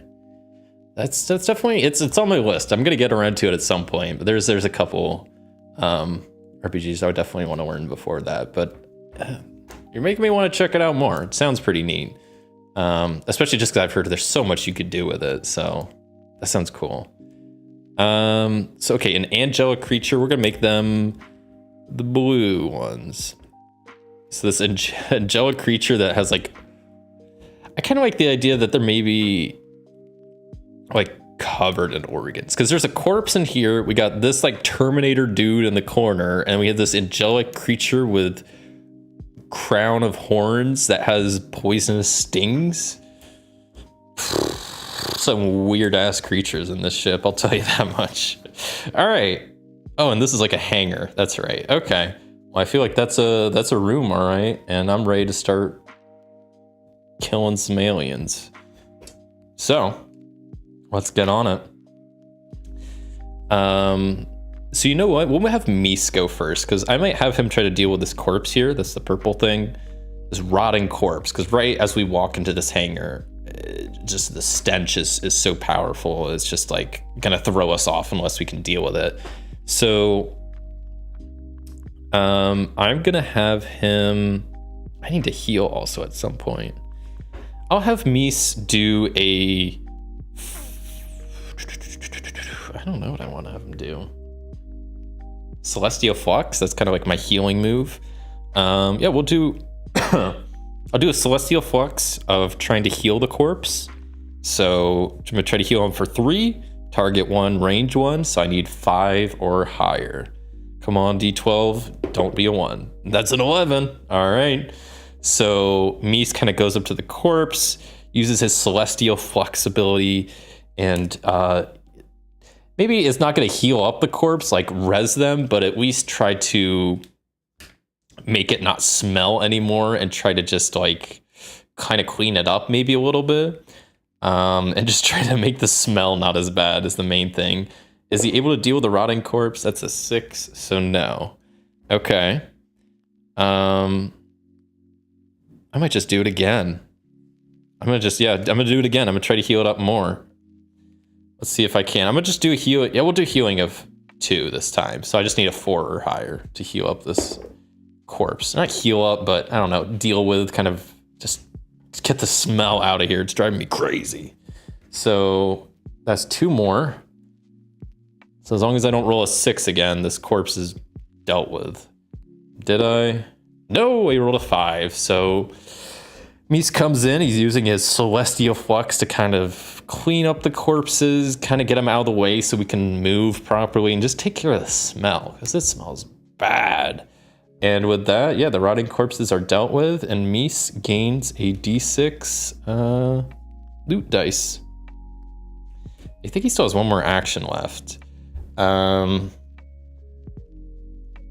Maybe I'll use, somebody keep using Celestial Flux, but I mean, it's too good. I could use Shadow Step to gain like an advantage. No, I'm gonna use Celestial Flux on myself for just 1 healing, just to heal up my focus. So this is only a test of 3, because target 1, range 1, healing 1. That's an 8, so I am able to heal up the 1 focus on Mies. Cool. RuneQuest, I think that RuneQuest should go well as a 1-player game. Stages between stages of the campaign in which the characters could just live, work, train until he is called by heroic duty. I do like that. I like games that have you know, kind of like downtime stuff, or like, I don't know. I like games that have like crafting and yeah, that's pretty cool though. I like that sounds pretty interesting. Rune Quest? Yeah, I don't know if I've heard of that. I might have to check that one out too. Might work well for one player. I mean, I like one player games, so I'll have to give that one a look. But that does sound cool. So Mies dealt with a corpse, healed him up, healed himself up, and now he's chilling. So we have this like Terminator robot in this corner, and this like angelic crown of horns poisonous thing over there. It's like this thing can like create replicas that explode. Like that's pretty wild. And also like I'd made a double line there, so I think like this is a hangar and this part's like raised up a little bit. So I'm going to have Marbash climb up this area. Just gonna take 2 actions, and then his third action, he's gonna just go with his katana, full swing, full send it, 3 damage. Let's see if I can get it. I just need 5 or higher. That's a 9. All right, that's 3 damage off this organic android, red eyes, glowing creature. Let's roll a d10, see if I get a 1, 2, or 3. That's a 10, so I definitely did not. Okay, so that's going to be it for Marbash's turn then. So Mies, let's see, he's going to... first, he's going to take 2 actions to come up here to this part, next to this angelic creature. And then his last action, he's going to use Void Drain to try to suck the life out of this thing. So I'm just going to we'll go for 2 damage. So I just need 4 or higher. That's a 5, so I will take that. So we're able to knock off 2 hits from this angelic type creature. And let's see, is it dead? It is not. Man, I should have did 3 damage. It would have been dead, but it lives as he does the Void Drain. It looks like it definitely affected it, but it's not, it ain't dead.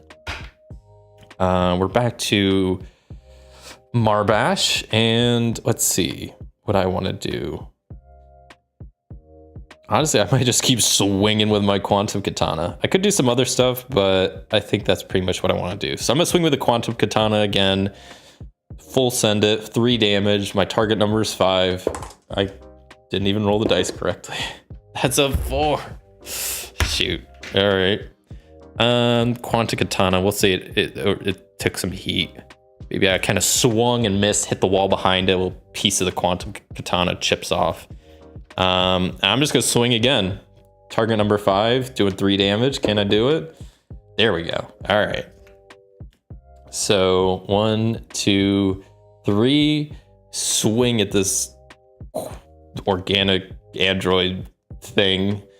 Is it dead? It is dead. It is dead, finally. Okay. So it's like, kept trying to do like replications of itself and that explode, but I was able to kind of figure out which one is the main one, chop off its head, and it goes down. So that's a D10 loot dice for Marbash. And then he should still have 1 more action. So you know what? He's going to just from over here try to snipe this angelic creature with his plasma rifle. So he's going to pull out the plasma rifle, take aim at this thing.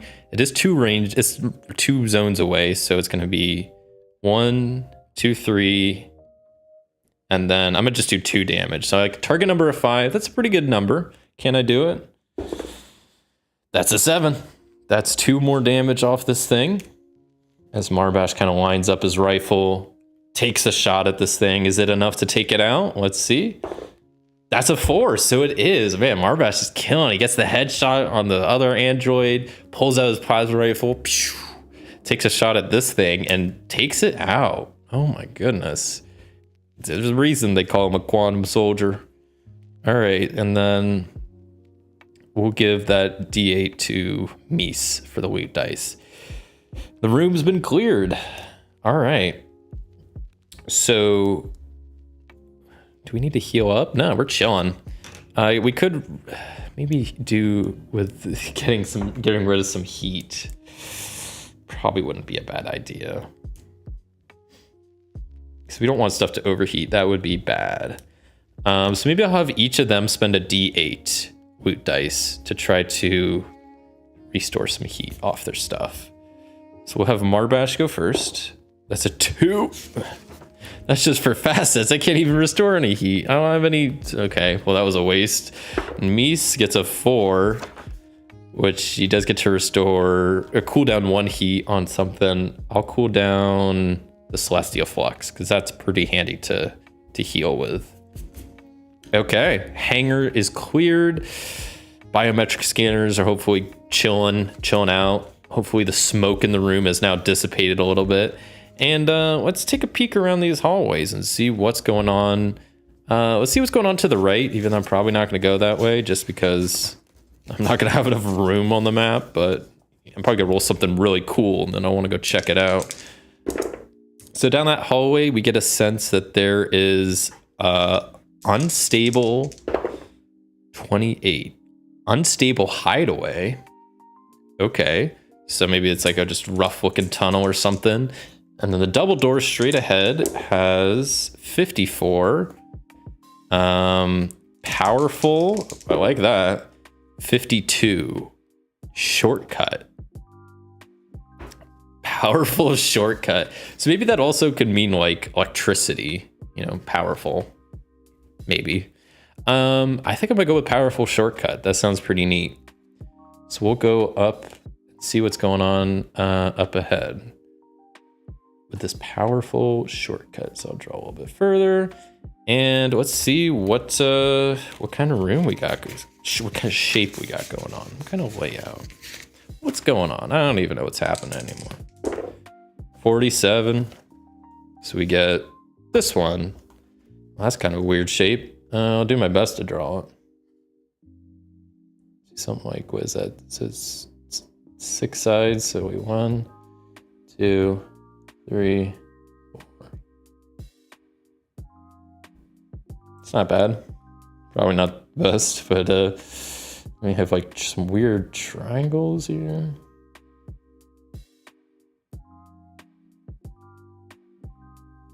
I don't know what else we got, like lines, weird lines. Okay.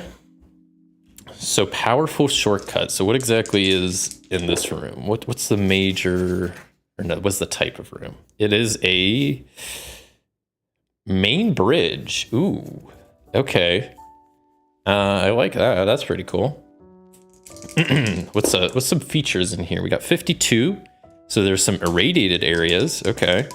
And 43, there's experimental equipment. All right. So we're at main bridge, the radiated areas, and experimental equipment. Let me erase the clocks over here. If this is like a main bridge, I think I'm gonna go with 2 hazards in here, just because one of them will probably just be some irradiation. What do we got here? There's literally a hazard called irradiated areas. You know what? We'll just, I'm not even gonna roll for it. We'll just add it in there because you don't have to roll every time. I'm not gonna. So irradiated, I don't know why I said irradiated areas.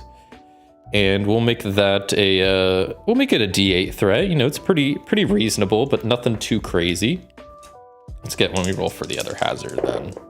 33. Infected computer systems. All right.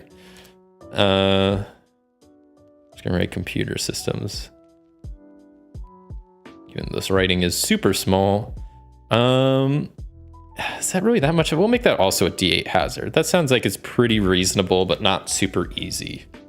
And then let's get some sort of creature in here. What's wandering the halls of this bridge that has experimental equipment, irradiated areas? There is a cloud. Oh boy, it's another android cloud, I know. A fluid cloud. Okay, so just a cloud. Fluid cloud that has, oh, it has a crown of horns. What kind of thing am I fighting? And its main weapon of choice is a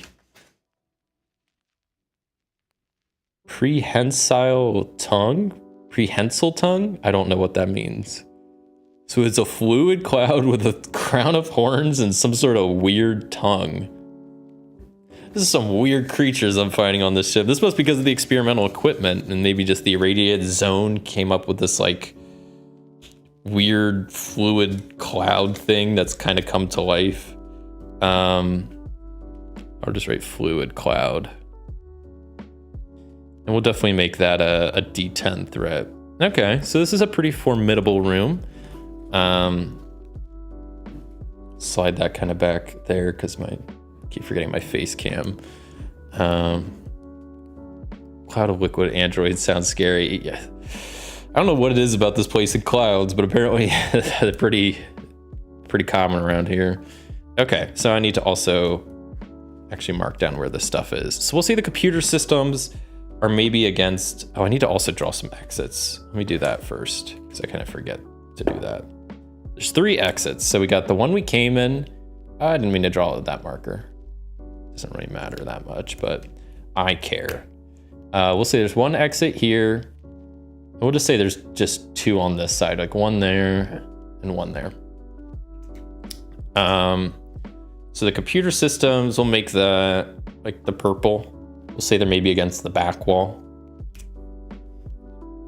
Purple. We'll make the irradiated areas the green, which is probably just like the main area. And then the fluid cloud, we'll make that the blue boy. Just put them off to the right. I'll write that down. Blue. Okay. So we got our new threats. So we come into this bridge, this main bridge that has radiated areas and experimental equipment. We see there's the main part of the bridge there's radiation just seeping from the floors and ceiling. There's some weird cloud thing, fluid cloud in the corner that has a crown of horns and I guess some weird tongue. And straight ahead, we could see like the computers on the back wall are just going like haywire. There's some weird glitches going on, screens flashing, maybe noises are coming out. Lots of stuff going on in this bridge. So, all right. I'm not going to probably add any like difficult terrains. This is just the bridge. Okay. So I'm going to have Mies go first and try to deal with this irradiated zone maybe a little bit. Using celestial flux. Or, you know, we'll use void drain. Yeah, we'll use void drain to try to just like suck out some of this radiation and just get it out of here. Just get it out of here. Throw it in space or something. So I'll use void drain. Target 1, range 1, healing 3. So target number of 5. Can I do it? That's a 5. That's done. So. Let's see, that was the irradiated spaceway over here. 1, 2, 3. And that is a D8. Was able to suck out all the radiation with void drain. Not yet. So we're able to get some of the radiation gone, but it's still very present in this bridge. I'm just gonna do it again. I'm gonna void drain again, healing 5, trying to get this stuff out. Whoa, that's a 12. That's an ace. So, Void Drain, I get to mark some boost on. And then I also get to heal 1, 2, 3. And that's gotta be complete, right? D8, come on, I just need not a 7 or an 8. And I rolled that out, that doesn't count. That's a 4. All right, so a couple of uses of Void Drain. He's really like, just kind of, I'm just imagining Void Drain. It's just like a vacuum cleaner that just, it goes into the void. It's just gone. So he's just using that to kind of get this radiation out and kind of finds like some of the sources of where it's coming from, drains it all out, and the radiation is more or less gone. And that was a D8 dice. We'll give that to me since he did all that. That was only his first 2 actions, right? Dang. Then maybe I will, as my last action, use I'll maybe I'll come up to the computers and start working on those. So I'll have Mies do a focus check on the computers to try to just start typing away and trying to just figure out this computer virus thing. Oh, that's another ace. So, dang, I'm just gonna mark 2 hits on this then. Wow. 1, 2. That's only a D10, or it's a D8 threat also. So was I able to shut down the computers? Nope.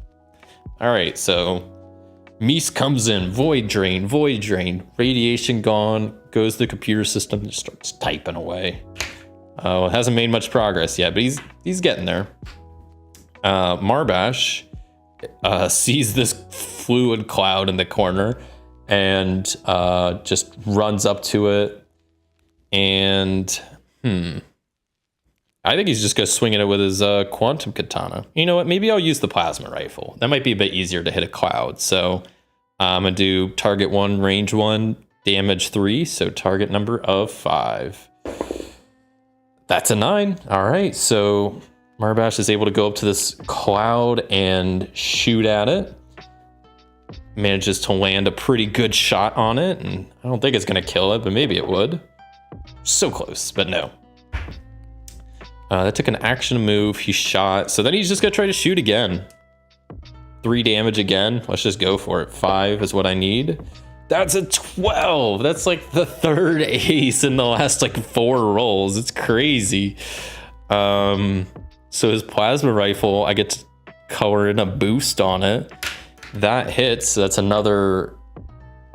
Oh, it says over here 3 damage on this fluid cloud. And let's see if it's dead yet. That'd be crazy if it was. That's a 1. It's dead. Dang. See how Marbash just goes over to the side of the bridge where this cloud is, points his rifle, shoots at it, notices it does a significant amount of damage, so he just shoots at the same spot, and the cloud just like explodes. Fluid goes everywhere, and this thing is dead. He gets a D10 loot dice. Wow, we're just sweeping through this bridge. Can't they just drink if it's liquid?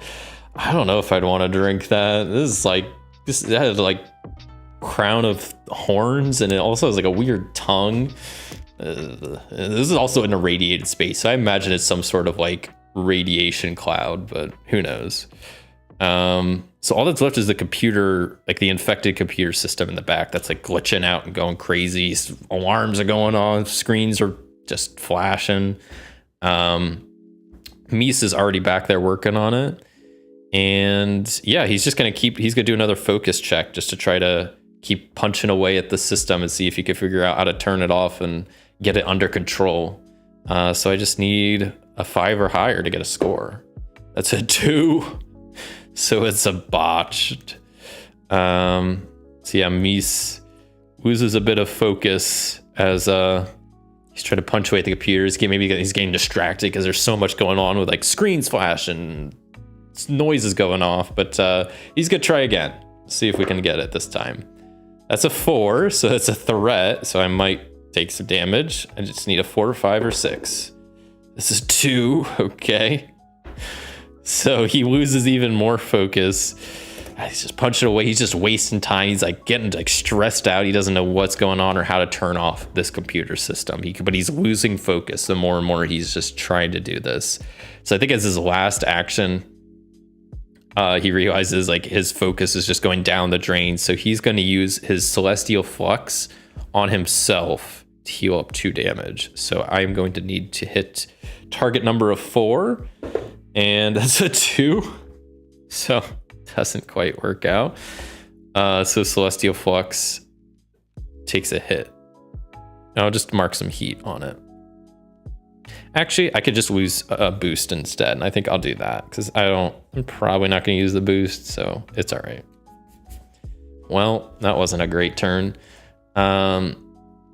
But it's like nanobots, radioactive nanobots. They're obliged to give some super. That's true. You know, we probably get some cool superpowers if we drank the cloud fluid, but it'd probably like turn us into like some sort of alien. Maybe I'll turn into a cloud if I drink it. So I don't know if I want to take that risk. Okay, so Mies is trying to get work at this computer. Isn't making much progress. I think what's gonna happen is it's Marbash's turn. He's gonna come over to this computer system. He's like, I got a solution, watch this. He just pulls out his plasma rifle, points at the computer system, and just shoots it. I'm gonna go for 3 damage here, so I just need 5 or higher. That's a 3. So somehow he shoots the computer system, and it just like it makes it worse somehow. I'll say I also lose a boost on the plasma rifle. He's like, okay, well that didn't work. He's like, I'm gonna shoot this other part of the computer system. He just tries again. Maybe just 2 damage this time is all he's gonna try to do. So I just need 4 or higher. This is a 2 again. Plasma rifle. I'm gonna add a heat to the plasma rifle as it like starts to overheat, and Marbash is like, okay. So shooting this computer system ain't gonna fix it. He's like, well, if the computer system's infected, he could use his nano regeneration on it to heal it up, maybe. So he's gonna try to use his nano regeneration on the computer system, healing it for 2. So I need target number of 4. Can I get it? That's a 5. That's a 5. So surprisingly, shooting the system didn't work, but healing it did. Space, man. Space is weird. So let's see, was that enough to heal up, to fix the computer system? It was not. All right. Well, it was worth a shot. All right, so we're back to Mies. Mies is first going to try to heal himself again, using his Celestial Flux, healing himself for 2, so it's a target number of 4. Cool. I'm glad we finally got that heal. Healed up a little bit, okay. Mies is like, wait, if Marbash was able to use nano regeneration on this computer system, it seemed to like not fix it, but help. He's like, well, if he can just like target the infection on the system with healing, Mies is like, maybe I could target the infection on the system with a void drain. And try to like suck the infection out of the system. Let's see if it works. Let's try to just do 2 damage with it. So this is target number of 4. That's an 11. All right, cool. So Mies somehow is able to like try to use Void Drain to just like try to suck the virus out of the system somehow. It's crazy how that works, but let's see if it did. It did. Dang. So maybe he was like able to figure out like what part of the system has like the virus installed, and he just like void drains it out of there, and that thing is gone. The computer systems are like done flashing. They're done going crazy. Oops. And that is fixed. Let's see who needs. We'll give that to. We'll give it to Marbash because I don't know, trying to keep the loot a little bit equal. And that is another room cleared. So. Nice. Okay, we're moving right along. We went through the med bay, the hangar, cleared out the bridge. Yeah. So now we have 2 doors from here that either go kind of down or up. We can rest if we want to. How much heat? So they have 1 heat on this. They have a heat on everything. Yikes. I think Marbash is going to use... He's going to use a D8 to try to heal up some of that heat on his equipment. So let's see what I get. I can't... I keep rolling out of my dice tray. That's an 8! Whoa! So that means I can either erase 3 hits or 2 heat. So I will heal a heat on the katana. And we'll go with the nano regen. There's still a heat on the plasma rifle, unfortunately, but some stuff is cooling down, so that's always good. And that's it for the rest phase. So let's take a peek around these hallways and see like what looks like is down there. We'll start with the bottom hallway and see what's going on down there. So it seems like the next room has hints of decaying hazard. Okay, so decaying hazard is what the bottom door has. The top door has 31. Decaying. If I roll a hazard again, I'm gonna freak out. Decaying threshold. So decaying hazard, decaying threshold. I don't know what decaying threshold is, but it doesn't sound good. So I'm gonna go with decaying hazard. I'm like bending my papers here. Yeah, so we'll go with the decaying hazard door. What's the worst that could happen, right? And we'll say it's just like straight kind of hallway. And let's see what kind of room we're in. Let's go with the shape first. So we get 34. It's a circular room with like a triangle type thing in the middle.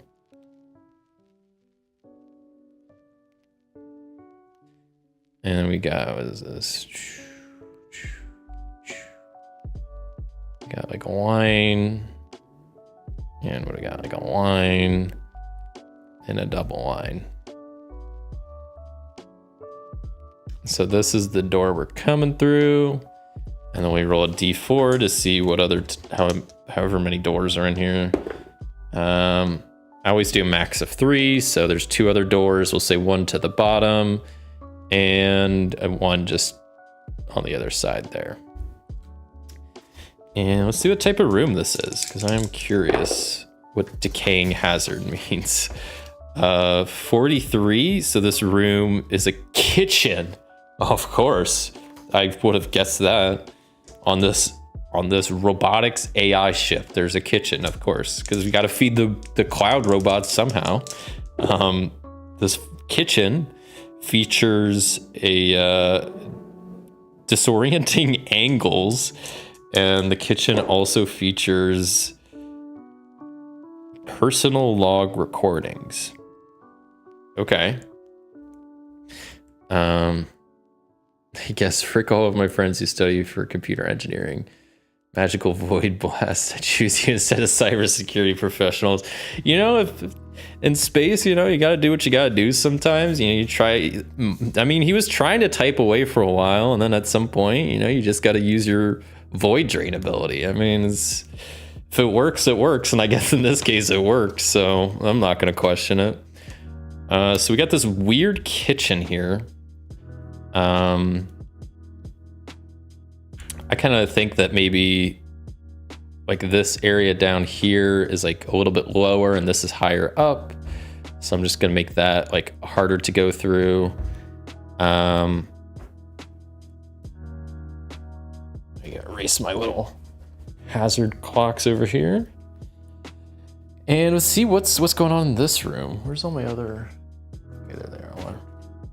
I think in this room, since the little hint we got, the clue ahead was what was it, decaying hazard? I'm gonna say there's no.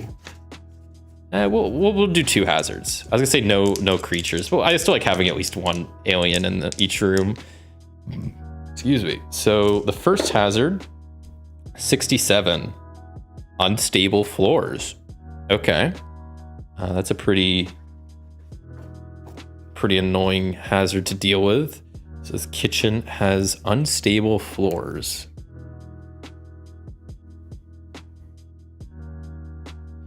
We'll say that's probably not too hard to deal with, so we'll just make that a D6 hazard. Maybe I'll make the other hazard like a pretty tough one. 31, so we get hazardous waste containers. Okay. We'll make that like a D10. Sure. And then let's get a creature for this room. Yeah, where creatures? They're on the next page. Kind of monster is in here. Please don't be another cloud. I'm gonna freak out if there is. 63. So cubes and octopus. Huh.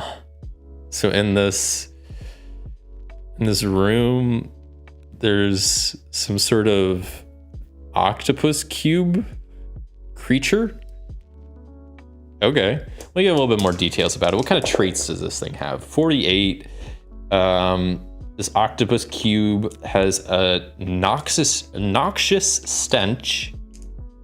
That kind of checks out. You know, octopus, they have like ink that they spray, right? So that's like a thing. And its main weapon is poisonous sting. Okay. So maybe it is like some sort of like alien octopus that just looks a little bit more cube-like. Like it's maybe not like a full-on like just a cube, but it kind of is more cube-like. All right, but I'll just write cube octopus. And we'll make that also a D10 threat. So the unstable floors, okay, let's move our characters over here in the doorway.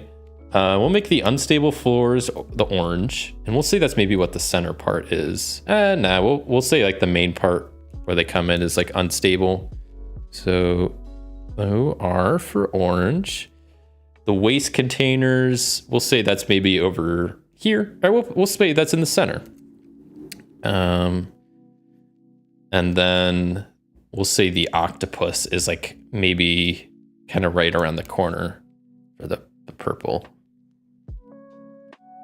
Okay. Minecraft squid. Yeah. That's a good one. Yeah, it's like a Minecraft squid, except yeah, it has, well, what was the other thing? It has a noxious stench. That's so hard to say. And then poisonous sting. Okay, so it's like a squid that smells bad, and it's like tentacles, I guess, have like barbs or like some sort of like stingers on them. So we find ourselves in a kitchen with unstable floors, waste containers, and a cube octopus. All right, sounds about right. Who's gonna go first? I kind of want to deal with the octopus first, but maybe I don't know if that's the best idea. If there's like something else I should do. Yeah, you know what? Marbash, he sees this octopus. He's like, what the heck is that thing? He's like, I'm gonna go kill it immediately. So he goes up to here. And since I said this probably area down here is maybe a little bit lower to the ground, so he has to like climb up to this area here in the kitchen. It takes 2 actions to get up there next to this octopus. And then I'm just gonna have him go full swing with the quantum katana, try to slash this octopus. He's gonna try to do 3 damage, so the target number is 5. And that's a 10. All right. So he's able to go up to this thing and maybe like slash off 1 or 2 of its tentacles. Let's see if he was able to one-shot it, maybe. Oh my god, he was. I rolled a 1. So yeah. So Marbash, he sees this like, weird squid. He goes up to it, chops off some of its like tentacles, and I guess like maybe it was like one of its main tentacles, because the thing just like, as soon as it like the thing gets chopped off, it just kind of falls to the ground and just withers away. And it still smells bad, but the thing got 1 shot. Okay, and a D10 loot dice will go to Marbash, I guess. Cool. Squid's down, and that was it for Marbash's turn. That was a pretty good first turn, so I'm not going to complain. Okay. So we have an unstable floor. I mean, Shadow Step, that seems like something to use with an unstable floor. How would I even use that to like do something? Maybe I will use Shadow Step to give myself a D12 boon dice of 1. So that's 1, 2, 3. We'll just give myself a D10 boon dice. Well, you know what? Screw it. We're doing D12. So Marbash is going to, Meese is going to use Shadow Step to try to generate a D12 boon dice. So I need 6 or higher. That's a 4. Unsuccessful. We'll just take a heat to Shadow Step. Yeah, he's gonna try to Shadow Step around this to like this unstable floor, just so he can like move around easier to actually like look at stuff, but that didn't really work out. Okay, I'm gonna have Mies do a focus check to see, to just try to like, I don't know, try to just get a good idea of like what parts of the floor are unstable, which ones aren't, which areas to avoid, stuff like that. So I'm gonna do a focus check, and I just need 5 or higher. That's a 9. All right. Let's see. So I was mainly just scouting out the floor, so we'll count that. I'm gonna just create a boon dice to use, and then I'm gonna use Celestial Flux. I'm gonna use that to try to repair the floor. Now that I have an idea of which parts look unstable and which ones don't, I'm gonna use Celestial Flux and try to heal the floor, kind of repair it for 3 damage. So my target number is 5. Let's see what I get. A 5 and a 3. So the 3 misses.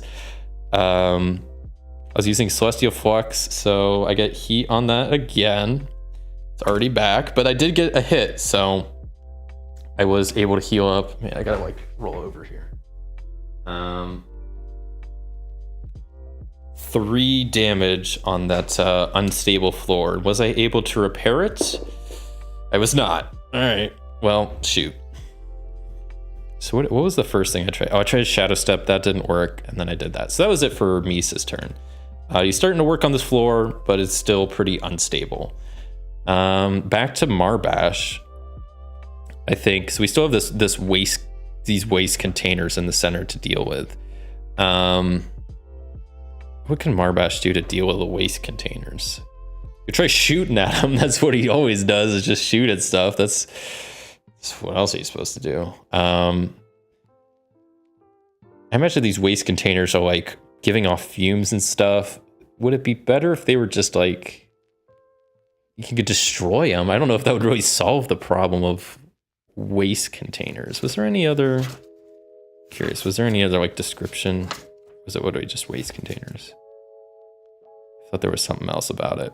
They were hazardous waste containers, that's right. So I feel like just blowing them up is not going to solve the problem. It's hazardous waste.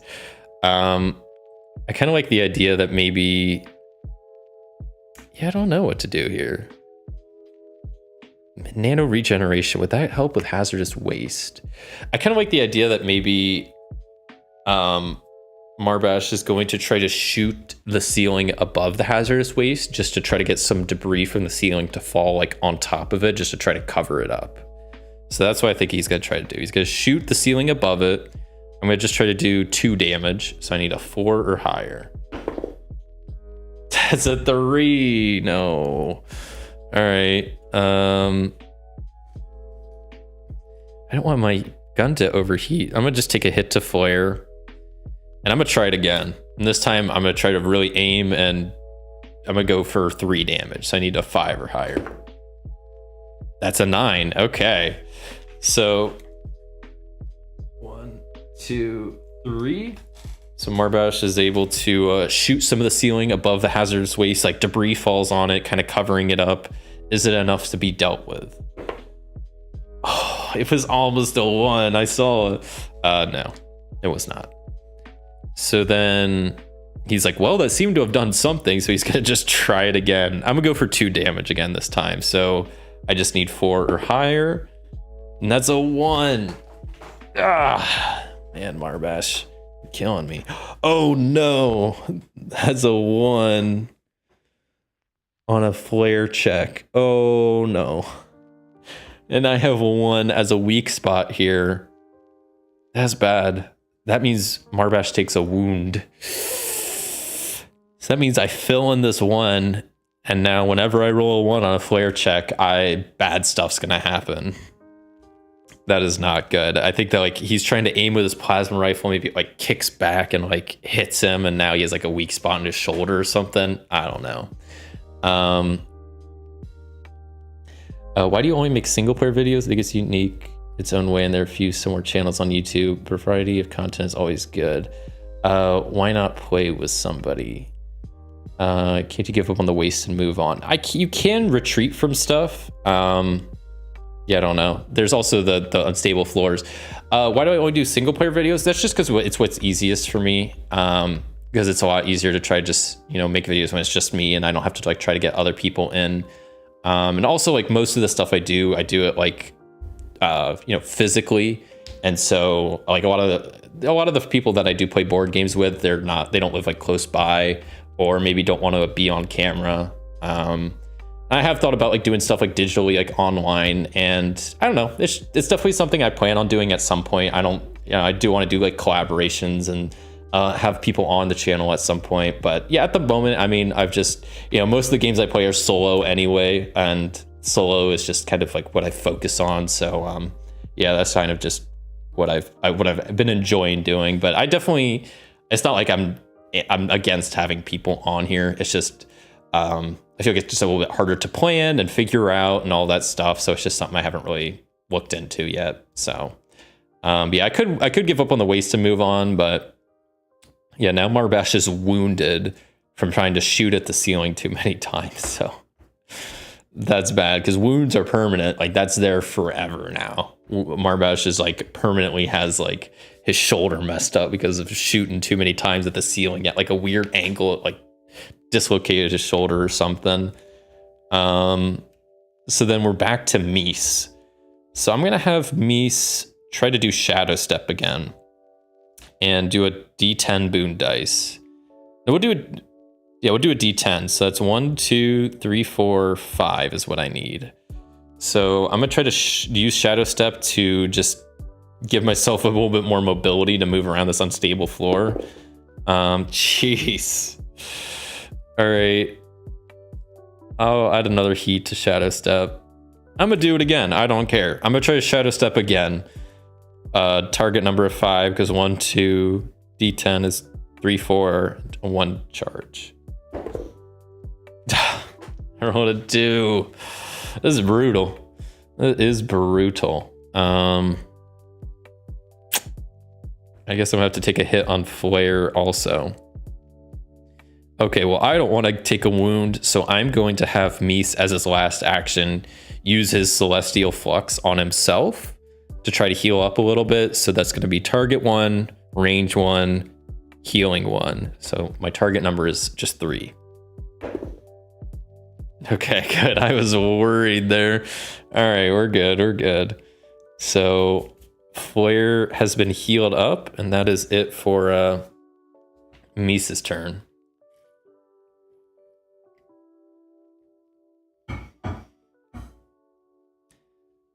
You still have to start a channel, participate in Clash. I mean, not necessarily. I definitely like wouldn't be opposed to like just, you know, playing with whoever.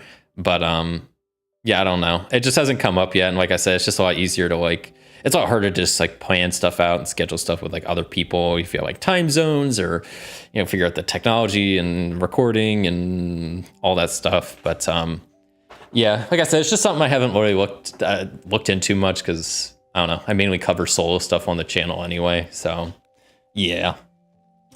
But yeah, I don't know. Like I said, there's also stuff like Board Game Arena and just like smaller stuff that I've definitely considered, like just doing like playing with viewers and stuff, which I definitely wouldn't be opposed to, but like I said, I just haven't done it yet. So yeah. Okay, so we're back to Marbash's turn now. And maybe I'll have him hop down here and try to deal with this unstable floor. So that's going to cost 2 movement to move down there. And then I'm going to have him use his nano regeneration on the floor to try to heal it up for 2. Let's go for 2. So that's a target number of 4. That's a 10. All right. So unstable floors have been healed up a little bit. Have been repaired with some nano regeneration. And was that enough to fix it? Don't be a 6. That's a 3. So with a little bit of nano regen, the unstable floors are fixed. And somebody gets a D6 dice. We're gonna go with what do they have? 24, 30. So Mies is going to get the D6 dice, because now they're about even. And and loot, which is nice. Try to keep it as even as possible. And that was it for Marbash's turn. So now we're back to Mies, and they just have to deal with this hazardous waste containers in the center of the room, which Marbash has already knocked some kind of debris from the ceiling on top of that has kind of concealed it a little bit, kind of covered it up, but it's still a hazard. So we need to finish this off. Mies is going to just try to do the classic void drain it out. Just use the old space vacuum and try to just get it out of here. See, I'm going to do target 1. Oh, it's going to be first action. He needs to move into the area with the waste container. And then target 1, range 1, healing 3. So target number of 5. Classic target number 5. That's a 4. I shouldn't have gone for the 5. Void Drain still have a heat on it? I think I do. Or I could lose the boost. I'm going to lose the boost. And I'm going to try again. I'm going to try to Void Drain out some of this hazardous waste. 5 is my target number. It's a 4 again. Jeez. I'll take another heat to Void Drain. And then I don't even know what I want to do now.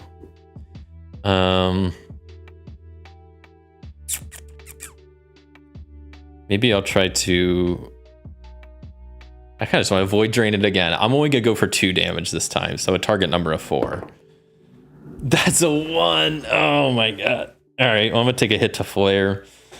Dang. Mies is just useless this round. Okay. Back to Marbash.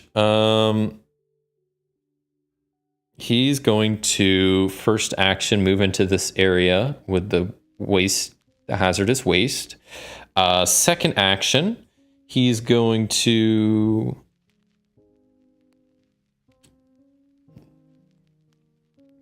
honestly, he's gonna just try to shoot the ceiling again with the plasma rifle and try to knock down more debris. I'll go for 3 damage, so I need a target number of 5. That's a 7. That's a 7. So 1, 2, 3. So we're at 6 out of 10. Pretty good odds. Was that enough to deal with the waste? It was. We rolled a 6. Dang. So the waste, hazardous waste has been dealt with by Marbash just shooting the ceiling, debris falling down, and it kind of just covering up the waste to deal with it. And we get another D10 dice, which I'll give to Marbash. Another room has been cleared. The kitchen has been cleared of the cube octopus. The unstable floors have been fixed, and the hazardous waste is gone. Sweet. Awesome. We have 2 doors. We'll say this probably just connects to that. This room probably just connects to that room. And we'll just see what's going on behind this door. So let's roll the little clues of what we can kind of... Would we get a sense of what's ahead? We get a sense that there is unstable 53. Unstable signal ahead. Okay. So we're just hearing some like beeps or something coming through, but it's pretty much the only door available right now, unless you want to go back to that, whatever that was, like decaying threshold. I don't know if I want to go back to that room. So let's see what the unstable signal room is. And oh, I might want to do the rest. Everybody's got, mainly Mies has some heat. Actually, before we leave, I'm gonna do a rest check. Where the heck's my rest check? Okay, there it is. I'm gonna have Marbash give Mies one of his D10 to roll.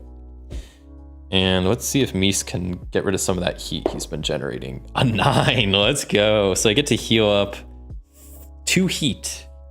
I'm gonna heal up 1 of the heat on Void Drain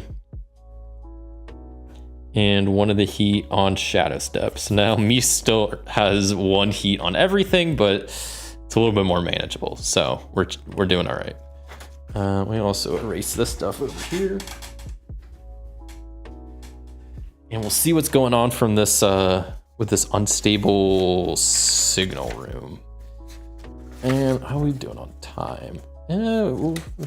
Maybe not this room, but the next room. I'll kind of make the final room of this ship, because I'll also be starting to run out of room on my whiteboard here. So let's see what this room looks like. 11. So that's this one.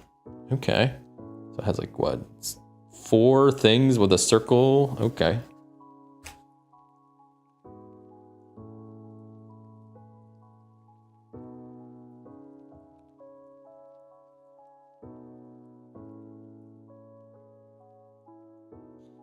And let's see, we got like a line over here and a circle like here.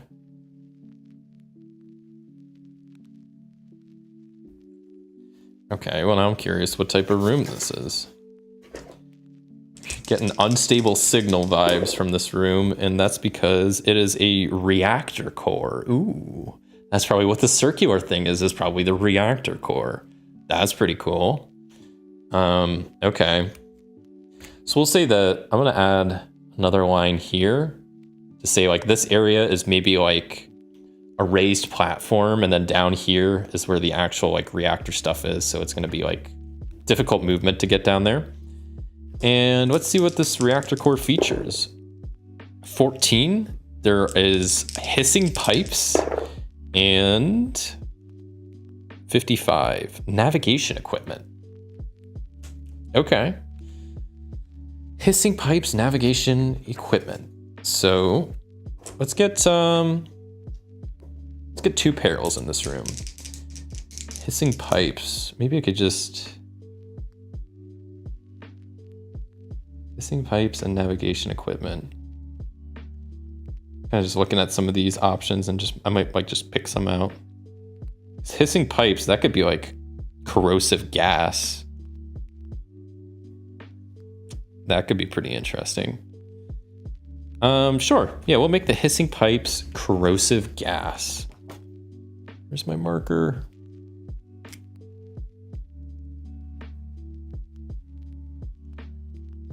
We'll see, since this is a reactor core, it's probably at least a D8 threat, because hissing pipes in a reactor core is probably no good. What was the other thing I rolled? Hissing pipes, and I already friggin' forget.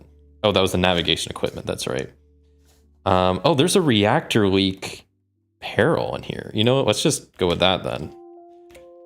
Because if this is a reactor core, let's have a reactor leak too.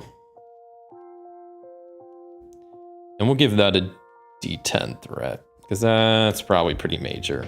It only makes sense, you know. We're here, then that sounds good. And then let's roll up some sort of creature.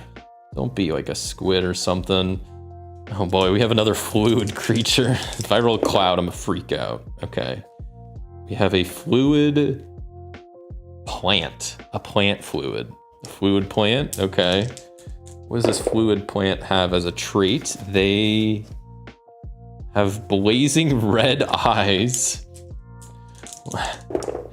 And entangling vines. Ooh, okay, that works pretty good. So it's some sort of like liquid plant that has, I guess, eyes that are glowing red and entangling vines. Okay, that's pretty cool. So we'll go fluid plant and give that's probably also a D10 threat. That's pretty bad. Okay. And now I need to mark the colors and where this stuff's happening. So we'll put this the corrosive gas. We'll do orange for maybe make that like this corner. Orange. What was the fluid plant? We'll say that's maybe up top here with us. That's the blue. And then the reactor leak will be purple. And that's in the little circular reactor area. Put that kind of right there. Okay. If it's a reactor, it's more like a cooling system. Why? Steam or liquid nitrogen. Oh, okay. Yeah. So it's like a cooling system that's also like kind of corrosive. Okay, yeah. Some sort of gas leak is what's going on in this corner here. It's no good. Hissing pipes and whatnot. So yeah, we roll up to this reactor core. We're kind of like on a raised, like I kind of imagine like a metal platform, like looking down at the core itself. And maybe this is just split up into like different rooms or whatever. Or like just maybe different sections. So, okay. What do we want to do first? I guess Marbash is probably going to want to take care of this. The blue boy here is the plant, the fluid plant. So yeah, maybe Marbash is just going to run up to this plant thing. And let's see what he's going to do. Maybe first he's going to do a frame check to try to knock this thing onto the ground before he uses his katana. Let's see if I can do that. That's a 2, so no. I try to knock into this plant thing, and I go right through it, slam to the other side of the wall, and hit my shoulder, and it's like, okay, it hurt pretty bad. Okay, well then second action, I'm just going to try to swing at it with my katana, trying to do 3 damage, so I have a target number of 5. That's an 11, so we are able to at least hit this plant thing a little bit for 3 hits. Was it enough to deal killing blow? Woof, it was. So I try to bust through it on the ground. I just go right through it, but somehow the quantumness of my katana is able to make contact with this fluid plant thing. Even though it has scary red glowing eyes, I'm able to take it down in 1 swing. That is D10 dice. I'll give that to Marbash. Then he still has another action. He can't really do too much else. Maybe I'll try to then, as my last action, use nano regeneration on Mies to try to, ironically, I'm going to heal up the Void Medic, but like, he kind of needs healed because his flare got hit. So I'm going to just try to heal him for 1. So it's a target number of 3. That's an 11. So yeah, we were able to heal off that bit of damage Mies had. Excuse me.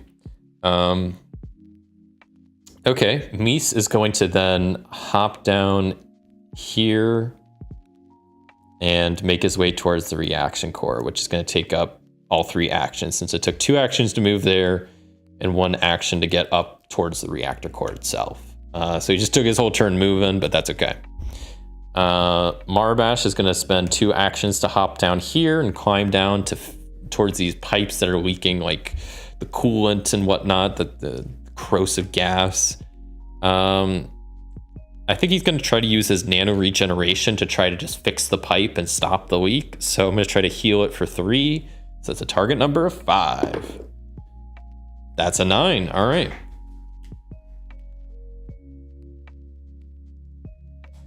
So 3 out of 8 has been marked. Was that enough to fix it? Nope. So yeah, he uses like nano regen, maybe fix parts of the pipe, and maybe he's like starting to slow the leak, but at this point, gas is still just pouring out. And that was it for Marbash's turn. Back to Mies. Oh, I'm gonna do this real fast. I never drew in the rest of the exits for this room. So let me see how many there are. There are 3 total. Do that there. We'll say there's 1 maybe going down and 1 up here. I don't know. Something like that. So as it for Marbash's turn, Mies is in the reactor core at this point. I think he's going to do a focus check to try to see, because this reactor is leaking, try to figure out like where the source of the leak is coming from. That's a 4, so that's a threat, meaning I have to roll a d6, 50-50 chance. Got a 5, so that is a score. So with him kind of scoping out where the leak's coming from, I'm just going to give myself a d10 boon dice. And then I'm going to have Mies as a second action, try to, let's see, Celestial Flux or Void Drain. We'll do Celestial Flux. Try to just fix the reactor leak. Try to patch up the hole. I'll try to do 1, 2. We'll just heal it for 2. I'm gonna try to just do 2. So that's a target number of 4. Dang it. We got 1 success, but 1 miss. So that was what the Celestial Flux. I'll just take a hit on Flare. And then I did get a hit on the reactor, so I can mark off 2 damage there. And then I have to roll a d10 to see was that enough to fix it?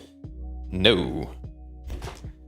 And I still have 1 more action, which then I'm just going to use Celestial Flux on myself to heal up the little bit of damage Mies took. So I'm just healing myself for 1, so it's a target number of 3. And that's a 3. Cool. So he's able to heal up the little damage on Flare he took. All right. Back to Marbash, dealing with the corrosive pipe, gas hissing pipe that's coming out in the corner. He's going to just try to use this nano regen again, trying to heal it for 3. So that's a target number of 5. That's a 4. Dang. Unfortunate. Okay. Nano regen takes a little bit of heat, and I'm just going to do it again. Maybe I'll bump it down to try to only heal it for 2 this time. So it's a target number of 4. That's a 7. Okay. So corrosive gas gets healed for 2 more. We're at 5 out of 8. Is that enough? That's a 2. So it was. So he's able to use his nano regeneration, kind of repair the pipes, seal the leak, and the gas stops pouring out. That's a D8 dice, which I will give to Mies. And then I think he still has another action left. So he's just going to move towards the reactor. And let's see if Mies can finish this up. So he is going to, Mies is first going to do a focus check to see if he can figure out where the leak is coming from. That's a 2. So he, Mies gets a little distracted trying to find the source of this leak and just still can't really figure out, like can't pinpoint like where it's coming from. And he's just going to try to void drain it. I'm going to just go for 2 damage here. So a target number of 4. I'm going to try to void drain. That's a 2. Oh my gosh. I'll just take a hit on Flare. And I'm just going to try to void drain again. Screw it. I'm going to go for 3 this time. So target number of 5. That's a 7. That's a 7. That's a hit. So 1, 2, 3. We're at 5 out of 10. So I got a 50-50 chance of fixing this reactor right now. That's a 5. Dang. So yeah, Mies is able to kind of, he's been working on the reactors, healing it up. He's able to void drain all of the like hazardous radiation material out of this reactor. And with that is enough to stop the leak. And that is a D10 dice. We'll go ahead and give that to Marbash. 10, 20, 30, 40, 50, 10. Okay, that's pretty close to the loot stuff. And the reactor core is clear. Another room down. So we have 2 exits coming out of here. Top one and the bottom one. First, we could do some rest checks. So I'm definitely gonna have Mies spend a D6 and see what he can heal up. That's a 1. Okay, well, at least he's able to heal up the 1 hit on Flare. And Marbash, I will have him use a D10. See if he can heal up some of the heat he's taken. 3, that's probably the 2 hits on a facet or 1 heat. So we'll just get rid of the heat on the nano regen. Okay, let's see what's going on in these rooms. And I think whatever room I generate will be It's gonna be the last room. It's gonna be the boss battle room of this place. So let's see this top room first. This exit right here leads towards a frozen salvage, and the bottom one is 47, lost 35, lost mechanism. So frozen salvage, lost mechanism.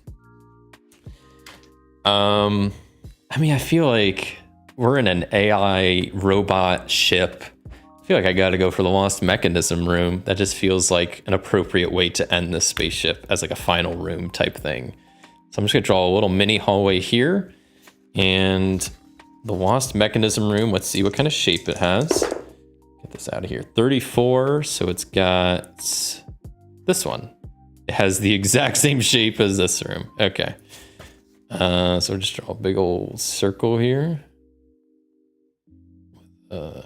Triangle going on, like a thing and a thing, and that goes there and that goes there. Draw a door here. Yeah, we'll just say that's the only door. Oh, we'll say that. Yeah, we'll say that's the only door. I'm not even gonna roll for another door. We'll say that's it. So what kind of room is this last room? 27. This is a docking bay. Okay. A docking bay that features eerie silence. Okay. And abandoned tools. Seems pretty on par for what I think a docking bay on a robot AI ship would be. Okay. So since this is the final room, I'm still going to only do 3 hazards, but there's going to be some difficult ones.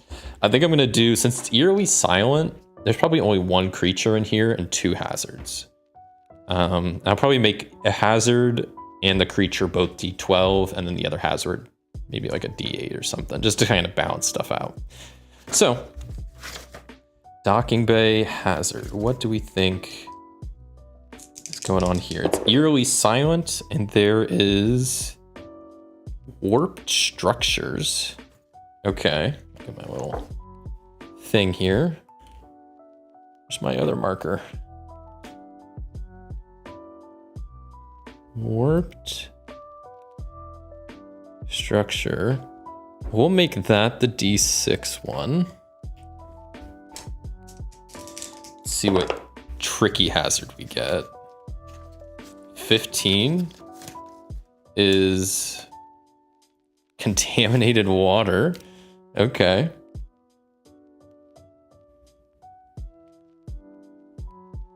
That's gonna be, we'll make that a D12. Yeah, we'll say it's like the whole area is flooded, and then let's just generate a quick creature that's roaming this eerily silent docking bay.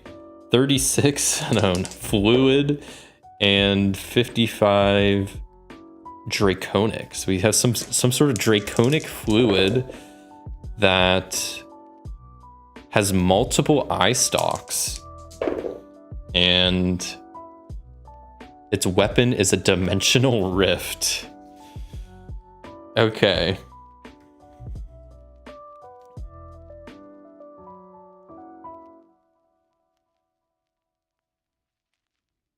And that's also a D12 enemy. Okay. You're saying, I think the frozen room also sounds okay since it's right next to the reactor. Principle of the refrigeration, if on one hand something's very hot. That's true, you know, and that's a good point. You seem like you'd be pretty good at being like the storyteller of kind of like connecting everything together in this, but I'm like, it's whatever. But yeah, no, that would make sense. Yeah, that's a good point. But I guess also right next to the reactor we have, well, also right next to the reactor room. This is kind of a weird ship layout if you think about it. You got like the med bay connected to the kitchen that's right next to the reactor room that's connected to the dock over here. Or no, this is like the hangar. Wait, this is the loading dock? Is that what I said it was? I guess I would, because there's, I think, both. I don't know.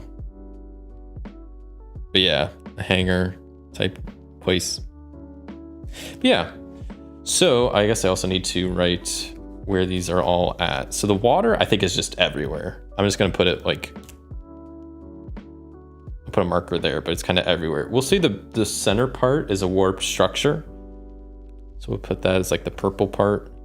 Oh no, I want to make the thing purple. So we'll put the warp structure in the center.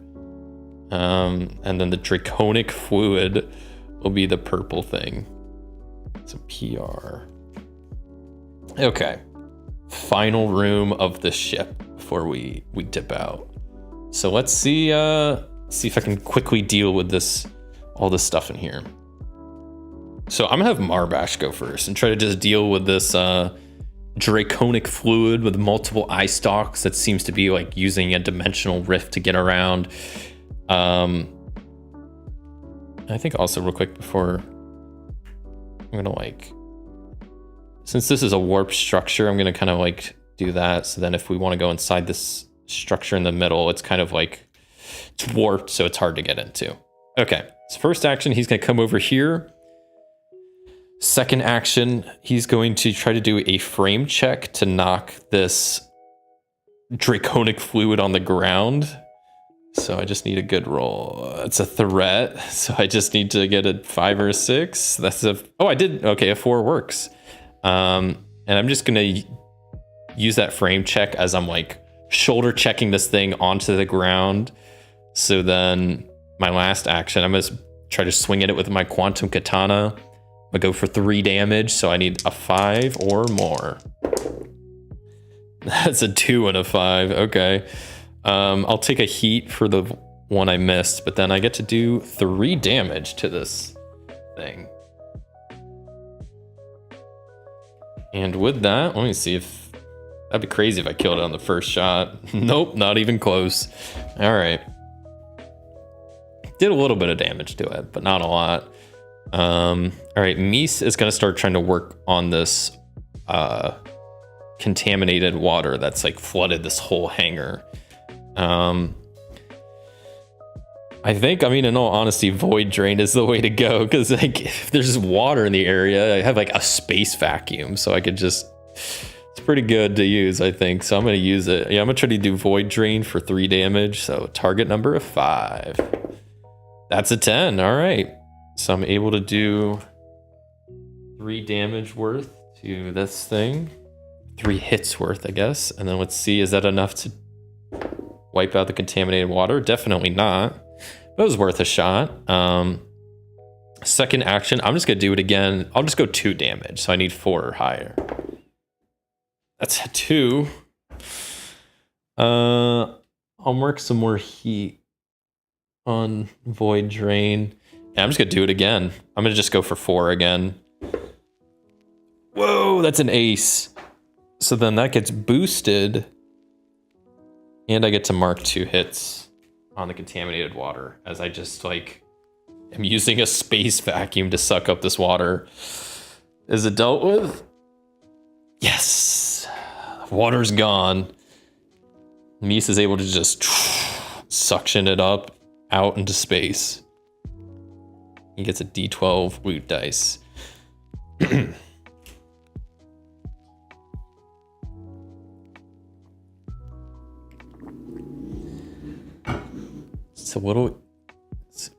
It's much easier to heat something than cool it. The fields of external radiators are glued to almost any spacecraft to overheating. Oh. I didn't think about that. I guess, yeah. It's easier to heat something than to cool it. That seems to make sense, but I don't know. I'm no expert in spacecrafts, that's for sure. Well, this spacecraft has a lot of leaks and reactor leaks going on, a lot of things overheating, things exploding. But I guess it also has a frozen room up here that we didn't go to. Okay. So then I'm gonna pretty much try to do the same thing for Marbash. I'm gonna try to do a frame check to try to knock this thing onto the ground. That's a threat, so now I have to see if I actually get hit. I score, so I'm going to give myself a boon dice that I knocked this draconic fluid creature onto the ground, and I'm going to try to swing at it with my katana. I'm going to try to do 3 damage, so my target number is 5. 2 6s, dang. So that's a lot of damage. 1, 2, 3, 4, 5, 6. It's like, is that 75% chance that it's gonna be dead? Is it dead? It's dead. Knock this thing onto the ground, take my katana, slash off its eye stalks, and this thing just explodes. I don't know. It's dead. And then I think Marbash, as his last action, is going to use the nano regeneration on himself to try to heal his frame for 1. So I just have a target number of 3. That's a 12. Oh, man. So nano regen gets some boost, and he's able to heal up his frame. And it's back to Mies to finish dealing with this warped structure in the center. A warped structure, that's kind of an interesting thing to deal with. I think I'm going to have him do a focus check to see if he can identify like what parts of the structure are warped and like how to successfully kind of like deal with it without it all like collapsing down. That's a 2, so he's not really able to find anything with it. Second action, I'm going to have him just do Celestial Flux on himself to heal up his focus. So I'm going to heal for 2. So a target number of 4. Cool. Mies is able to heal himself up. Last action. I'm gonna do it. I'm gonna just keep looking at the structure, trying to find weak points and figure out like it's warped. It's kind of in our way, like how to deal with it. That's a 7. Cool. So I'm gonna give myself a boon dice. What is this? A D10 boon dice of 1 charge. So I could fill that in. And we're back to Marbash's turn. I think Marbash is going to go towards the warp structure. It takes 2 actions to get in there. And then I think he's going to use this nano regen to try to just fix it up, heal it up, get it so it doesn't collapse on top of us and like the whole room doesn't collapse. Because that's kind of what I figured. It's like some sort of pillar that's like warped and it's possibly going to like collapse down. So we're trying to just like make sure that doesn't happen. So I'm going to use nano regen for 3. So that's a target number of 5. That's a 3. So that's a miss. We'll just get rid of the boost I have there. That's all Marbash could do because it took 2 actions to go inside there. Not an expert in rocket science either. My specialty is pretty tightly connected with reactors. Oh, okay. That's cool. Okay, so yeah, I'm getting a little bit of insight on what's going on. I mean, I guess, yeah, that makes sense. You know, heat just got to go somewhere. If you're heating something or cooling something, you know, it's got to go. That checks out. Yeah. Where else? There was a reactor leak somewhere else earlier too. I think it was in the med bay. There was some small reactor we had in there, and then this is the main reactor core, I guess. They got multiple reactors going on in this ship, I guess. But it's also kind of weird. They have reactor, kitchen, and then reactor core. Maybe it's not the best spot for a kitchen, but it would, you know, maybe they're doing what you said, and like since this is heating stuff up, they're using like the cooling to then power like the refrigerators and freezers in the kitchen, you know? Maybe that makes sense. And then they have like their deep freezer storage like in the top corner. Also at the same time though, this is a robot ship, so I don't know why there's a kitchen. Maybe that's for the humans that work on the ship or used to work on the ship. Who knows? So I guess Mies is also going to move up to the structure area and then try to use Celestial Flux to fix it. So I'm gonna use my D10 and the D12. Celestial Flux, I'm gonna go for 3. So let's see if this could be 5 as my target number. Both hit, so I get to mark 6 off, which is how much I needed. So yeah, I think the warp structure was like, I'm kind of envisioning it, like I said, some like central pillar for this room that's kind of like holding everything up.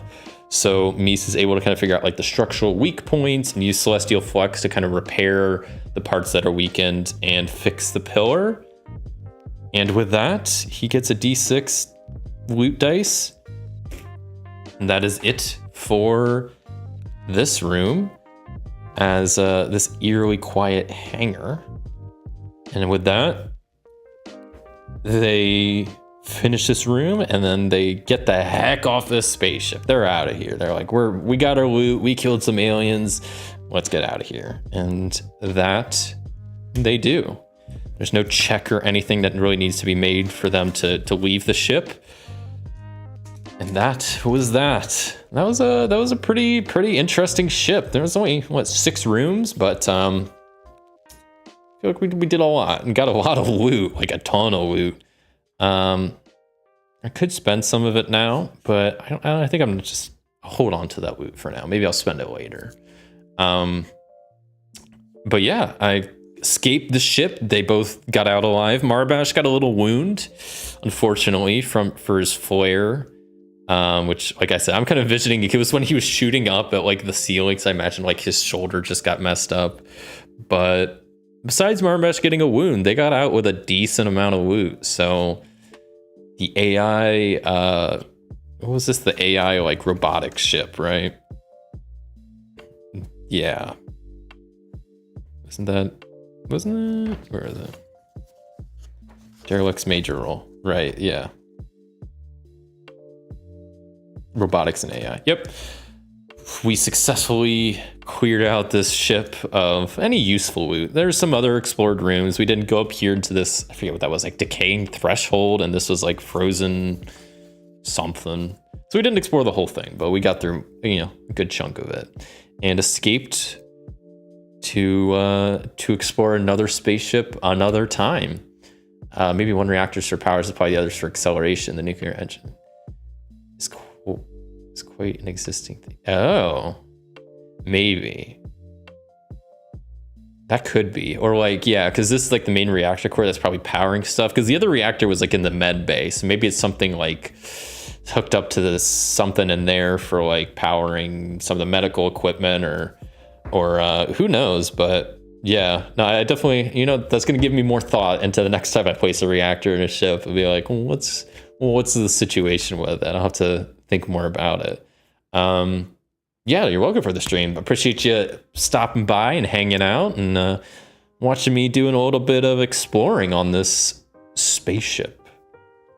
But I had a lot of fun playing this game. I'm really glad I found out about this game and that I finally got around to playing it here on the channel. I've had it for a little bit, maybe a month or so I've had this game, but I think it's a really cool concept. I really like how creative it lets you be with making your ships. I mean, you don't have, like, I did a lot of rolling for like the enemies and the features, but you don't have to roll. If you're going into a hangar, then you can make up whatever enemies and hazards might be a hangar, or you can roll for it. And same with like, I think it's just, there's so much you could be creative with like the different concepts your characters want to be, and especially the powers. Like, I think it's so cool how you don't really specify what your powers do, because then you just choose in the moment what your powers do. And I mean, you want to keep it realistic. Like, obviously I wasn't trying to like heal myself with a quantum katana, even though I can maybe justify it somehow. But I like kind of have an idea of what each thing can do, and then you can kind of just choose how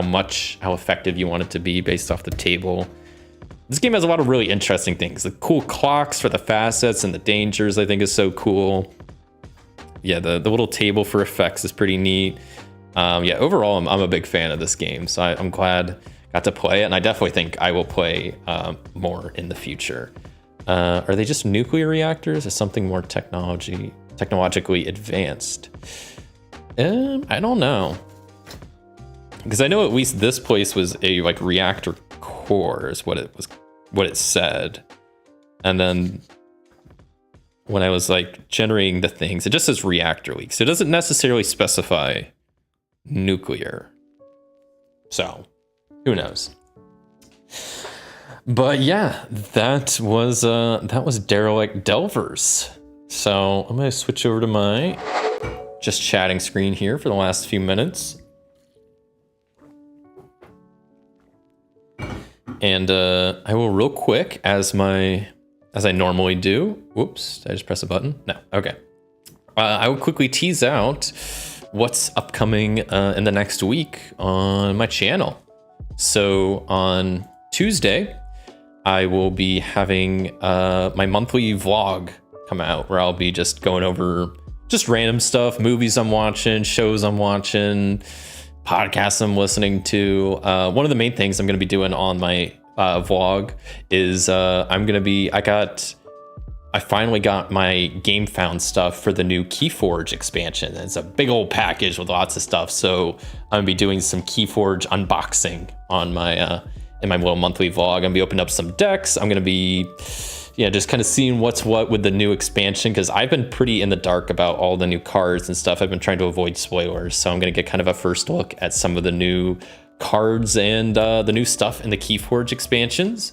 Then on Thursday, I will be continuing with my Arkham Horror Dunwich Legacy series, where I'll be playing the second last scenario, the penultimate scenario. So that should be pretty interesting. And then next week's stream, I'm going to be playing some Slay the Spire. I should note I'm playing the video game, not the board game. There is a board game version coming out of Slay the Spire, and I have backed it, but I don't have it yet. But yeah, I'm going to be playing the video game version of Slay the Spire, because it's been a while since I've played it. I played it a while back. I think I just did a video. I didn't do a stream, so I figured it'd be kind of fun to do a stream version of it, where I just sit down and play some Slay the Spire for a while, especially because it's a bit of a longer game, so that would be work good for a stream. And I've been having the urge to play some recently, so that's what will be coming next week. So yeah, that's a little week in that's what's all coming up in the next week. Yeah, so should be pretty cool stuff. And yeah, that's pretty much all I got for today. So thank you all for watching, and everybody that stopped by and hung out. I really appreciate it. Always makes the stream a lot more fun, getting to hang out and chat with people, get some ideas of helping me fill in the story of what's going on with this spaceship, and giving me ideas and suggestions. I definitely like that. It makes it a lot more fun. So thank you all for watching. If you enjoyed the stream, a like would be greatly appreciated, as always. And until next time, I'll see you.